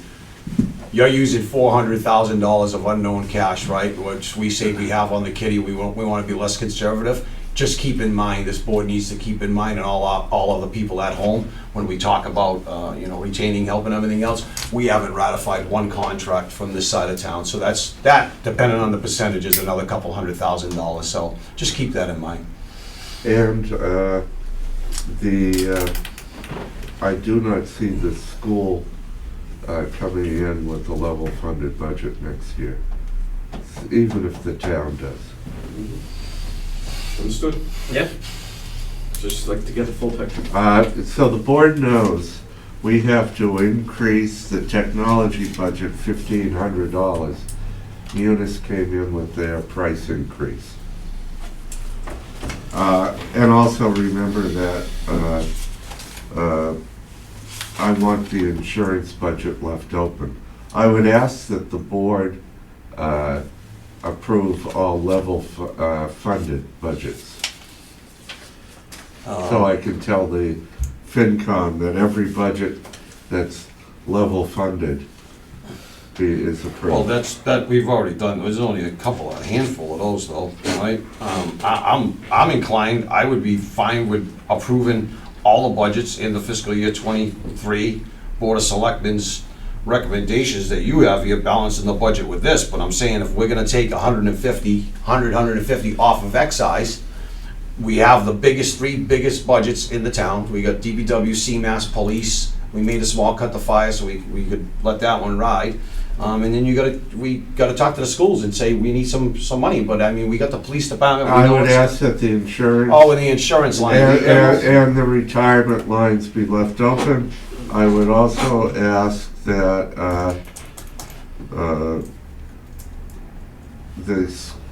you're not approving the school, but I would ask that FinCom that the school budget be left open until I have a conversation with the superintendent.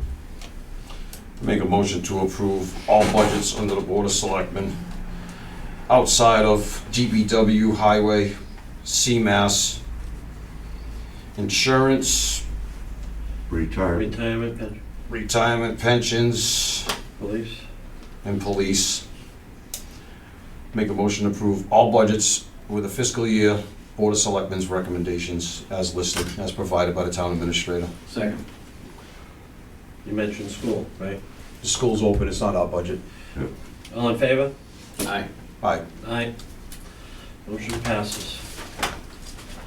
I will inform the accountant, and the assistant accountant will update all of the items accordingly.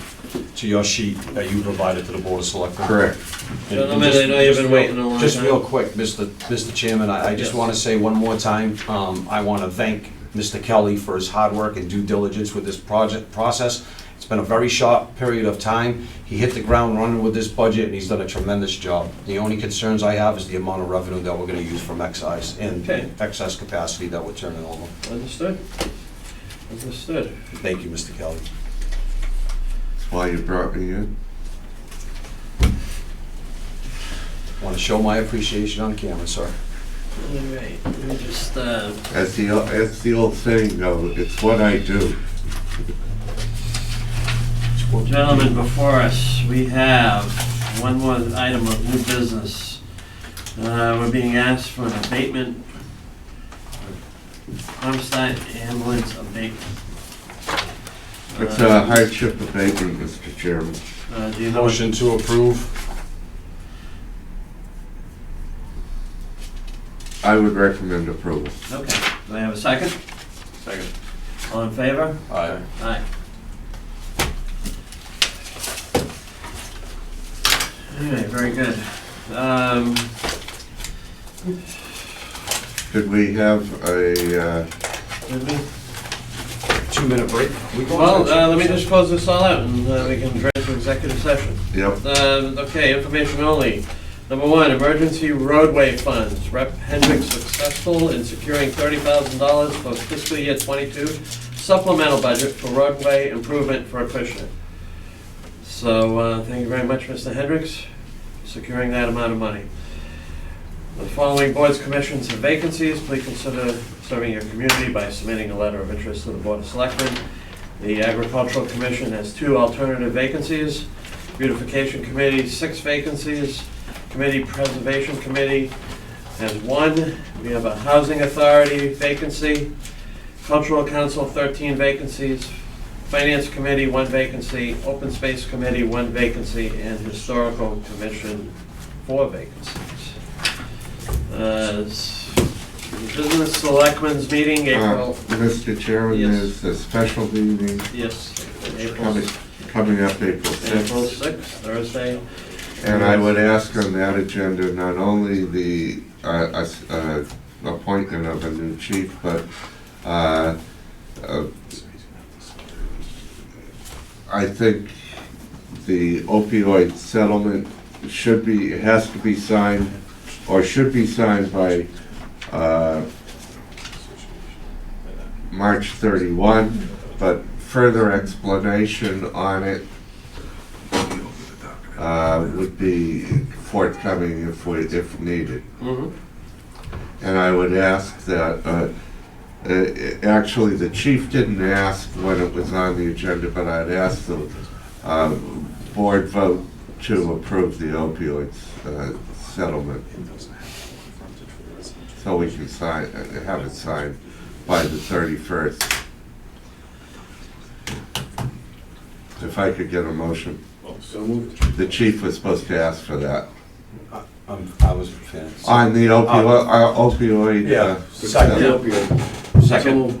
All in favor? Aye. Aye. Thank you. So, another announcement, we have a special Selectmen's meeting April 6th at 10 a.m. That's on a Wednesday, next Wednesday. And then following that, we have the usual Selectmen's meeting April 12th, 2022 at 4 p.m. Mr. Chairman, Yes. can I make a recommendation that Mr. Kelly work with you to see if we can get the budgets back on for that meeting as well, to clarify anything? If he's Absolutely. done working with Mr. Wonar and yourself about the discussions with excise, because we're on a limited time frame as far as posting for the town meeting. The April 6th meeting. The April 12th meeting, we have to approve the warrant. Absolutely. But if we can get the budgets done so That's FinCom right. can button up the budgets, Absolutely. FinCom needs to get moving. They're gonna do a lot tomorrow, because we just approved a bunch of budgets, right, except for a Yeah. handful of them. That's Mr. the Kelly, 3 or 4, right. I'll go through that, but maybe if we can get that answer, if everybody's concerns can be answered by next Wednesday, I don't see why not. we can get those other budgets, whatever cuts we need to do, we can have that discussion and go. Correct. Very good. Thank you, Mr. Chairman. You're welcome. Okay.